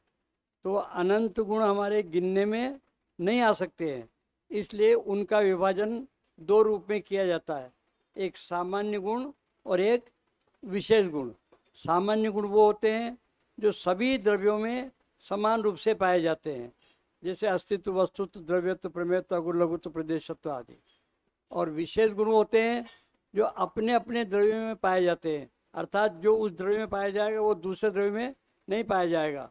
जैसे जीव में ज्ञान, दर्शन, सुख, वीर आदि उसके विशेष गुण हैं, वो पुद्गल, धर्म, आकाश काल में नहीं पाए जाते हैं। और पुद्गल में स्पर्श, रस, गंध, वर्ण है, वो जीव, धर्म, आकाश काल में नहीं पाए जाते। ऐसे जिस द्रव्य में जो विशेष गुण होता है वो उसी में पाया जाता है, अन्य द्रव्यों में नहीं पाए जाते। अभी हमारी चर्चा विशेष रूप से 6 सामान्य गुणों के बारे में हुई, अस्तित्व, वस्तुत्व, द्रव्यत्व, प्रमेयत्व, प्रदेशत्व, अगुण, लघुत्व और प्रदेशत्व। आप एक बार फिर दोबारा से इन गुणों का स्वरूप समझ लीजिए। क्या अस्तित्व गुण, कि जिसके कारण से द्रव्य का अस्तित्व बना रहता है और वो कभी नष्ट नहीं होता, उसे किसी ने बनाया नहीं और वो कभी नष्ट नहीं होता, ऐसा सतरूप अस्तित्व गुण आपको बताता है। अब ये सतरूप है, लेकिन इसमें सत में उसका उत्पाद व्यय होते हुए भी वो नष्ट नहीं होता। क्या? जैसे जीव द्रव्य है, अब जीव द्रव्य में उत्पाद व्यय होता है, उसकी पर्याय उत्पन्न होती है और नष्ट होती है, परंतु जीव द्रव्य कभी नष्ट नहीं होता। तो ऐसा जीव द्रव्य में एक अस्तित्व नाम का गुण है, जिसके कारण से हमको ये लाभ है कि उसके कारण से हम में अत्यंत निर्भयता आती है। क्या निर्भयता आती है? कि जैसे कोई द्रव्य कभी अस्तित्व उनके कारण से नष्ट नहीं हो सकता, ऐसे मेरे में भी एक अस्तित्व नाम का गुण है, मैं कभी नष्ट नहीं हो सकता, क्योंकि मुझे कभी बनाया नहीं, क्योंकि मैं जीव द्रव्य हूँ, चेतना स्वरूप हूँ, अनादि से अनंत काल तक रहने वाला हूँ। ऐसा अस्तित्व गुण को जानने से हमको लाभ है। तो अस्तित्व गुण की परिभाषा और अस्तित्व गुण को जानने से लाभ। अच्छा, अगर ये तो लाभ की बात होगी, और नहीं जानेंगे तो हानि क्या होगी, नुकसान क्या होगा? बोलो, ये तो लाभ की बात हुई। अब नहीं जानेंगे, अस्तित्व गुण को नहीं जाने, नहीं माने, तो हमें नुकसान क्या होगा? लाभ तो आपको मालूम हो गया ना, कि हम कभी भी किसी से मरने वाले नहीं हैं, कोई हमको मार सकता नहीं है, है ना। हम तो अजर अमर अविनाशी शाश्वत तत्व हैं। तो ये तो उसको जानने से हमको लाभ हुआ, लेकिन नहीं जानेंगे तो नुकसान क्या हुआ? कि हम निरंतर दुखी रहेंगे, हम मर जाएंगे तो क्या होगा, ये संयोग हमको प्राप्त हुए, अब इनका क्या होगा, ऐसा उसको उसके अंदर दीनता आती है। दूसरा गुण है आपका वस्तुत्व गुण, जिसमें अर्थ क्रियाकारित्व अथवा प्रयोजनभूत क्रिया पाई जाती है। इसको समझना बहुत जरूरी है कि प्रत्येक द्रव्य में उसके लिए उसी से प्रयोजनभूत क्रिया उसके अंदर होती रहती है। अर्थात ऐसा कोई भी द्रव्य नहीं है जिसके अंदर क्रिया नहीं होती, एक बात। दूसरी बात, वो क्रिया उस द्रव्य के अंदर होती है तो वो उसी के लिए है, अन्य के लिए नहीं है। जैसे मैं एक उदाहरण देता हूँ, अभी आम का मौसम चल रहा है ना, अभी आम अब पहले केरी के रूप में होता है तो वो हरा होता है, छोटा होता है, खट्टा होता है, फिर बाद में वो परिणमन करके थोड़ा पीला हो जाता है, मीठा हो जाता है, बड़ा हो जाता है। ये परिणमन की क्रिया हुई ना, उसमें हरे से पीला होना, खट्टे से मीठा होना, छोटे से बड़ा होना, ये सारी क्रिया उसके अंदर हुई ना, आम के अंदर ही हुई। तो वो आम की ये सारी खट्टा मीठा हरा छोटा बड़ा क्रिया होना, ये किसके लिए हुई? हमारे लिए हुई। खट्टा आम था तो अच्छा, मीठा हमको अच्छा लगता है, तो हमारे लिए हुई क्या? किसी अन्य द्रव्य के लिए हुई क्या? उसी आम में उसी के लिए उसी में क्रिया उससे ही होती है, अन्य से नहीं होती। इसका एक अभी आपके थोड़ी देर पहले थोड़ा चल रहा था वर्णन कि प्रत्येक द्रव्य में कर्ता, कर्म और करण, ऐसे 3 कारक होते हैं। कितने कारक होते हैं? कर्ता, कर्म, करण। तो ये कर्ता क्या है, करण क्या है, कर्म क्या है? कि कर्ता परिणामी द्रव्य, कि जो द्रव्य परिणमन करता है वो द्रव्य उस परिणाम का कर्ता होता है, और जो परिणाम होता है वो उसका कर्म होता है, और जो बदलना होता है उसको उसकी क्रिया होती है। तो ऐसे कर्ता कर्म क्रिया एक ही द्रव्य में पाए जाते हैं। तो ये क्रिया हुई ना अपने लिए, खट्टे से मीठा होना, अब वो खट्टा अच्छा नहीं लगता है, मीठा अच्छा लगता है, ये तो अपनी अपेक्षा से बात है, परंतु वास्तव में वो क्रिया उसकी उसी के लिए उसी में उससे ही हुई है, अन्य से नहीं हुई। इसका नाम है प्रयोजनभूत क्रिया। अब इसमें अगर हम इसको नहीं जानेंगे तो क्या नुकसान होगा कि हमारे अंदर भी जानने देखने रूप प्रयोजनभूत क्रिया चल रही है। तो हम जगत के सारे ज्ञेयों को जानते हुए, जगत के सारे पदार्थों को जानते हुए ऐसा मानते कि मैं इन सबको जानता हूँ। तो इन सबको जानने से तो हमें कोई लाभ नहीं है। हम सुमेरु पर्वत को कितनी जान लें कि साहब वो इतना लाख उजन ऊंचा है, उसके अंदर नीचे ज़मीन में इतना सोना गिरा हुआ है। हम नरक को जान लें, वो 7वां नरक है, वहाँ बहुत दुख होता है और बहुत परेशानी आती है, और वो देव हैं, वो बहुत सुखी है। ऐसे सबको जाने, उससे हमें कोई लाभ नहीं है जब तक हम अपने आप को नहीं जाने। तो अपने आप को जानने की प्रयोजनभूत क्रिया हमारे अंदर होती है, इसका नाम है वस्तुत्व गुण। विस्तार से फिर कभी बात करेंगे। तो अब इस वस्तुत्व गुण को जानने से हमें क्या लाभ हुआ? प्रत्येक गुण को जानने से हमें लाभ भी देखना पड़ेगा ना। तो वस्तुत्व गुण को जानने से ये लाभ हुआ कि हमारे अंदर अपनी प्रयोजनभूत क्रिया अपने में सदैव होती ही रहती है। ये जो अन्य क्रियाएं हमको बाहर से दिखाई देती है, ये तो अन्य द्रव्यों के संयोग से होती है, अथवा मेरा परिणाम बहिर्मुख होता है तब होती है। इन क्रियाओं से तो मेरे उपयोग की बर्बादी है। मेरा उपयोग तो अपने आत्म स्वभाव के सन्मुख होकर के ही परिणमन करे, वो वास्तविक अर्थ क्रियाकारित्व प्रयोजनभूत क्रिया है, जिससे हमें सुख की दुख का अभाव होकर के और सुख की प्राप्ति होती है। कितने गुण हुए? 2। कौन कौन से? अस्तित्व और वस्तुत्व। अब दूसरा कौन सा आया? द्रव्यत्व। जिस शक्ति के कारण द्रव्य की अवस्था निरंतर बदलती रहती है। अर्थात ऐसा कोई भी द्रव्य नहीं है जिसकी अवस्था सदाकाल एक रूप ही बनी रहे। जगत में 6 द्रव्य हैं, 6 द्रव्यों में ऐसा कोई द्रव्य नहीं है कि जिसकी अवस्था नहीं बदलती है। वो एक रूप कभी कोई द्रव्य नहीं रहता। तो सब सिद्ध भगवान तो सदाकाल एक रूप रहते हैं ना। समझना बहुत गंभीरता से कि जगत में कोई ऐसा द्रव्य नहीं है जिसकी अवस्था एक रूप रहती हो, निरंतर उनकी अवस्था बदलती रहती है। तो सिद्ध भगवान भी एक जीव द्रव्य हैं, उनकी अवस्था भी निरंतर बदलती रहती है। तो ये तो अपन ने मान लिया कि साहब उनकी पर्याय निरंतर बदलती है, और उनकी पर्याय और भले ही एक सी होती है, शुद्ध शुद्ध शुद्ध शुद्ध, सिद्ध भगवान की सब पर्याय शुद्ध होती है, लेकिन वो प्रति समय बदलने वाली पर्याय तो दूसरी दूसरी है ना। वो एक जैसी है परंतु एक नहीं है, अलग अलग है, भिन्न भिन्न है। तो वो अवस्था बदलती, उनकी सिद्ध भगवान की अवस्था ही बदलती है। जैसे अभी मान लो मैं एक आपको उदाहरण देता हूँ, जब अपन लोग वहाँ सम्मेत शिखर जाते हैं, राजगिरी जाते हैं, तो राजगिरी में पहले तो ठंडे पानी का जल को कुंड है और बाद में उतरते हैं तो गर्म पानी का कुंड है, और उसमें बरसों से वही गर्म पानी चला आ रहा है, ऐसा का ऐसा ही। जब पहले जाओ तब भी गए थे तब भी, अब भी वैसा ही आता। तो गर्म पानी तो वैसा ही है, उसका तापमान भी उतना ही होगा, लेकिन प्रति समय उस झरने में से निकलता हुआ पानी, जो कुंड में से निकलता हुआ पानी, वो तो अलग अलग भिन्न भिन्न है ना। तो ये है द्रव्यत्व गुण का सवाल, कि द्रव्यत्व गुण के कारण से द्रव्य की प्रत्येक अवस्था निरंतर प्रति समय बदलती रहती है। इससे हमको ये लाभ है कि हम वर्तमान में संसारी हैं, दीनहीन हैं, गरीब हैं, और हमारी अवस्था भी बदल करके फिर सिद्ध हो जाएगी, अमीर हो जाएगी, स्वस्थ हो जाएंगे। तो इससे हमें अपनी जो वर्तमान अवस्था है वो रूप कुटस्थ नहीं होगी, बल्कि हम बदल करके और ठीक भी हो सकते हैं। ऐसा उस द्रव्यत्व गुण को जानने से हमको लाभ है। चौथा कौन सा आया? 3 हो गए ना, अस्तित्व, वस्तुत्व, द्रव्यत्व, अब प्रमेयत्व। ये गुण बहुत महत्वपूर्ण है। अभी इसके बारे में भी बहुत आप लोगों के विवाद चल रहा था, क्या कि जिस शक्ति के कारण द्रव्य किसी न किसी ज्ञान का विषय बनता। देखो मैं 2 शब्द बोलता हूँ, एक जानना और एक जानने में आना। क्या बोला मैंने? जानना और जानने में आना। तो जानना तो किस गुण का कार्य है? ज्ञान गुण का कार्य। और जानने में आना किस गुण का कार्य हुआ? प्रेमित्व गुण का कार्य हुआ। अब सुनना, ये 6 द्रव्यों में प्रेमित्व गुण होता है। तो जीव जानने वाला है, तो वो 6 द्रव्यों को जानता है। अब 6 द्रव्यों में प्रेमित्व नाम का गुण है, तो ज्ञान के ये भी बनते हैं। अब साहब बहुत से लोग कहते हैं हम बहुत कोशिश करते हैं, भगवान के सामने आंख बीच करके ध्यान लगा के कोशिश करते हैं कि हमको आत्मा का ज्ञान हो जाए, हमको आत्मा का दर्शन हो जाए, हमको आत्मा का अनुभव हो जाए। करते हैं ना, माला वाला फिरते हैं, ध्यान लगाते हैं, ध्यान केंद्र पे जा करके। अभी ज़्यादा मुझे कहने की बात नहीं है, पर इतना बताना चाह रहा हूँ मैं तो कि वो जो सब द्रव्यों में प्रमेत नाम का गुण है, वो किसी न किसी ज्ञान के ज्ञेय बन रहे हैं।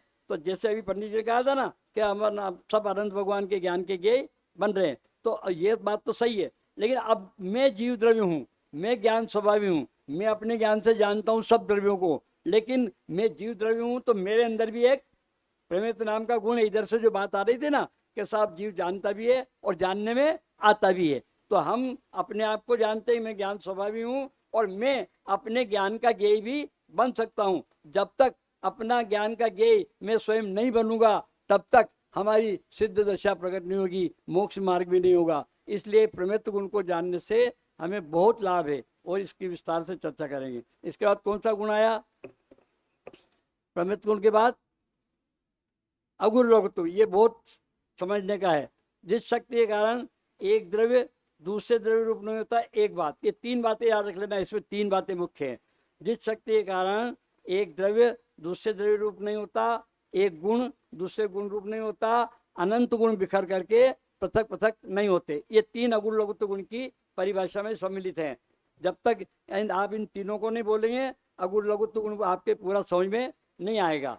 तो पहली बात, एक द्रव्य दूसरे द्रव्य रूप नहीं होता, अर्थात जीव द्रव्य भी परिणमन करता है, हर समय बदलता रहता है। तो हर समय बदलते रहते हुए भी वो दूसरे द्रव्य रूप नहीं होता। वो समय सार जी के सर्वशुद्ध ज्ञान अधिकार की 408 से 411 308 से 311 उन 4 गाथाओं में आचार्य अमृतचंद देव ने इसको स्पष्ट किया है कि प्रथम तो जीव अपने क्रम नियमित परिणामों से परिणमन करता हुआ जीव ही है, अजीव नहीं है।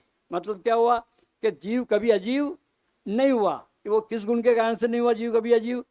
भले ही संसारी जीव, अज्ञानी जीव अपने को अजीव मान ले, हम अपने आप को मनुष्य मान लें, देव मान लें, बालक मान लें, वृद्ध मान लें, पंडित मान लें, सेठ मान लें, कुछ भी मान लें, तो क्या हम हो गए? ऐसा मानने से जीव बालक पंडित वृद्ध जवान हो गया? कि नहीं हुआ। किस गुण के कारण से नहीं हुआ? उस अगुण लघु के कारण से जीव सदा जीव ही रहता है। तो ये पहली बात उसकी, एक द्रव्य दूसरे द्रव्य रूप नहीं होता। दूसरी बात, एक गुण दूसरे गुण रूप नहीं होता कि आत्मा के अंदर, जीव के अंदर अनंत गुण है, दर्शन गुण है, ज्ञान गुण है, सुख गुण है, वीर गुण है, प्रभुत्व गुण है, अस्तित्व गुण है, वस्तुत्व गुण है, ऐसे अनंत गुण हैं। वो अनंत गुणों का कार्य भी अपने अपने रूप है। ज्ञान गुण का कार्य जानने रूप, दर्शन गुण का काम मान्य रूप, सुख गुण का कार्य आनंद रूप अनुभव करना, प्रभुत्व गुण का काम अपने आप ही अखंडता का ज्ञान होना। तो ये अलग अलग गुणों का, जिनके अलग अलग नाम हैं, उनका अलग अलग कार्य है, परंतु इतना होते हुए भी वो सारे के सारे गुण एक साथ परिणमन करने में आते हैं, क्योंकि आत्मा एक अखंड द्रव्य है, तो उसके अनंत गुण भी उसके अंदर एक साथ है, और उन अनंत गुणों का परिणाम भी अनंत रूप में होता है। तो वो अनंत रूप में होने पर भी वो ज्ञान गुण दर्शन गुण रूप नहीं होता, दर्शन ज्ञान गुण रूप नहीं होता। कल बोला था ना अपन ने, सम्यक साथे ज्ञान होई पे भिन्न आराधो, कि जब सम्यक दर्शन होता है उसी समय ज्ञान भी सम्यक हो जाता है। तो ज्ञान सम्यक हो जाता है, इसका मतलब ये थोड़ी हुआ कि वो दर्शन गुण के कारण से ज्ञान सम्यक हो गया।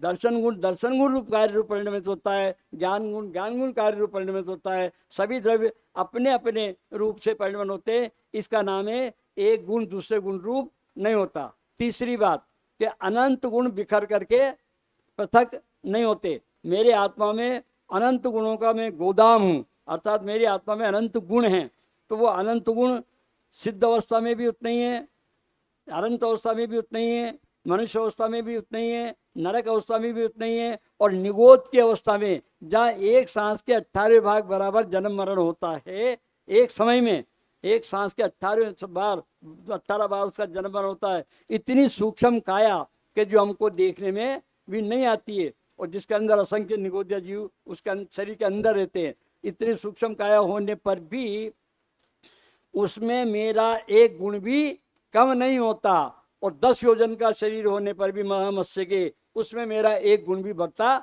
नहीं है। तो ऐसे अनंत गुण बिखर करके अलग अलग नहीं होते, अर्थात संकोच विस्तार की शक्ति इन प्रदेशों में है, और उस एक एक प्रदेश में आत्मा के अनंत अनंत गुण हैं। बहुत ध्यान से सुनना, आत्मा जो असंख्य प्रदेशी है उसके एक एक प्रदेश में अनंत अनंत गुण हैं। तो अनंत अनंत गुण अनादि काल से अनंत काल तक उतने के उतने ही रहते हैं, चाहे वो निगोद में जाए, चाहे वो सिद्ध में जाए, चाहे वो देव में जाए, चाहे वो महामत्स्य में जाए, चाहे वो तंदुल मत्स्य में जाए, ऐसा किसी भी शरीर को ग्रहण करे, पर उसके अंदर रहने वाले अनंत गुण बिखर करके कभी अलग नहीं होते। और छठा अंतिम गुण है आपका प्रदेशत्व नाम का गुण, अर्थात जिस शक्ति के कारण से द्रव्यों का कोई न कोई आकार बना ही रहता है। अब यहाँ तक तो 5 द्रव्यों की बात तो हमें समझ में आ जाएगी कि 5 द्रव्यों का तो कोई न कोई आकार, उद्गल जड़ तो साक्षात आकार स्वरूप हमको दिखाई देता है, क्योंकि उसके अंदर तो स्पर्श रसगंध वर्ण है। अब धर्म आकाश क्या है, वो कैसे दिखाई देंगे कि धर्म आकाश जो आकाश द्रव्य है उस सारे आकाश द्रव्य में वो व्याप्त है, तो उनका आकार भी किसके बराबर हो गया, आकाश द्रव्य के बराबर हो गया। धर्म द्रव्य का आकार किसके बराबर हुआ, आकाश द्रव्य के बराबर। अधर्म द्रव्य का आकार किसके बराबर हुआ, आकाश के बराबर हुआ। धर्म अधर्म आकाश और काल, अब काल है, तब काल लोक प्रमाण असंख्यात उसके प्रदेश है। तो जैसे रत्नों की राशि बिखरती है और सब जगह वो व्याप्त हो जाती है, ऐसे काल के परमाणु भी सारे लोकाकाश में व्याप्त हैं। अब जीव की बात है कि जीव तो अमूर्तिक है, उसका आकार हम कैसे पहचानेंगे। तो उसके लिए 2 बातें जिनवाणी में आती है कि एक निश्चय से तो जीव लोकाकाश प्रमाण असंख्य प्रदेशी है, और व्यवहार से जीव स्वदेह प्रमाण है, अर्थात अपनी देह के बराबर वो जीव है। तो संसार दशा में जीव के प्रदेशों का आकार जो अमूर्तिक प्रदेश हैं, उन जीव के अमूर्तिक प्रदेशों का आकार शरीर प्रमाण होता है। उस शरीर से जिस शरीर में रहता है उस शरीर के प्रमाण का आकार पका होता है, और निश्चय से समुद्रात की अपेक्षा से वो संपूर्ण लोकाकाश में व्याप्त होते हैं। तो जीव का आकार निश्चय से लोकाकाश प्रमाण है और व्यवहार से स्वदेह प्रमाण है। ये किससे मालूम पड़ता है कि जीव में एक प्रदेशत्व नाम का गुण है, जिसके कारण से उसका आकार होता ही रहता है। कोई ऐसा जगत में द्रव्य नहीं है जिससे कोई उसका कोई आकार प्रकार नहीं हो।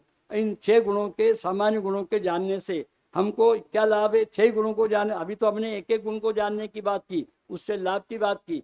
अब 6 गुणों को जानने से हमको कितना लाभ होगा, क्या लाभ होगा कि हमारे अंदर मेरा अस्तित्व है, मेरे अंदर अपनी प्रयोजनभूत क्रिया होती है, मैं सबको जानता हूँ, तो सब मेरे जानने में भी आ सकते हैं। और कोई मतलब जो ऐसी दीनता हीनता, मैं दीन हूँ, मैं हीन हूँ, ऐसे गुणों का अभाव होता है, मान्यता का अभाव होता है, और जीव में अनंत निर्भयता आकर के अपनी अज्ञान दशा का नाश करके सिद्ध अवस्था को प्राप्त कर सकता है। ये इन 6 गुणों को जानने और मानने से हमको लाभ होता है। विशेष चर्चा पे हाँ, एक सूचना है।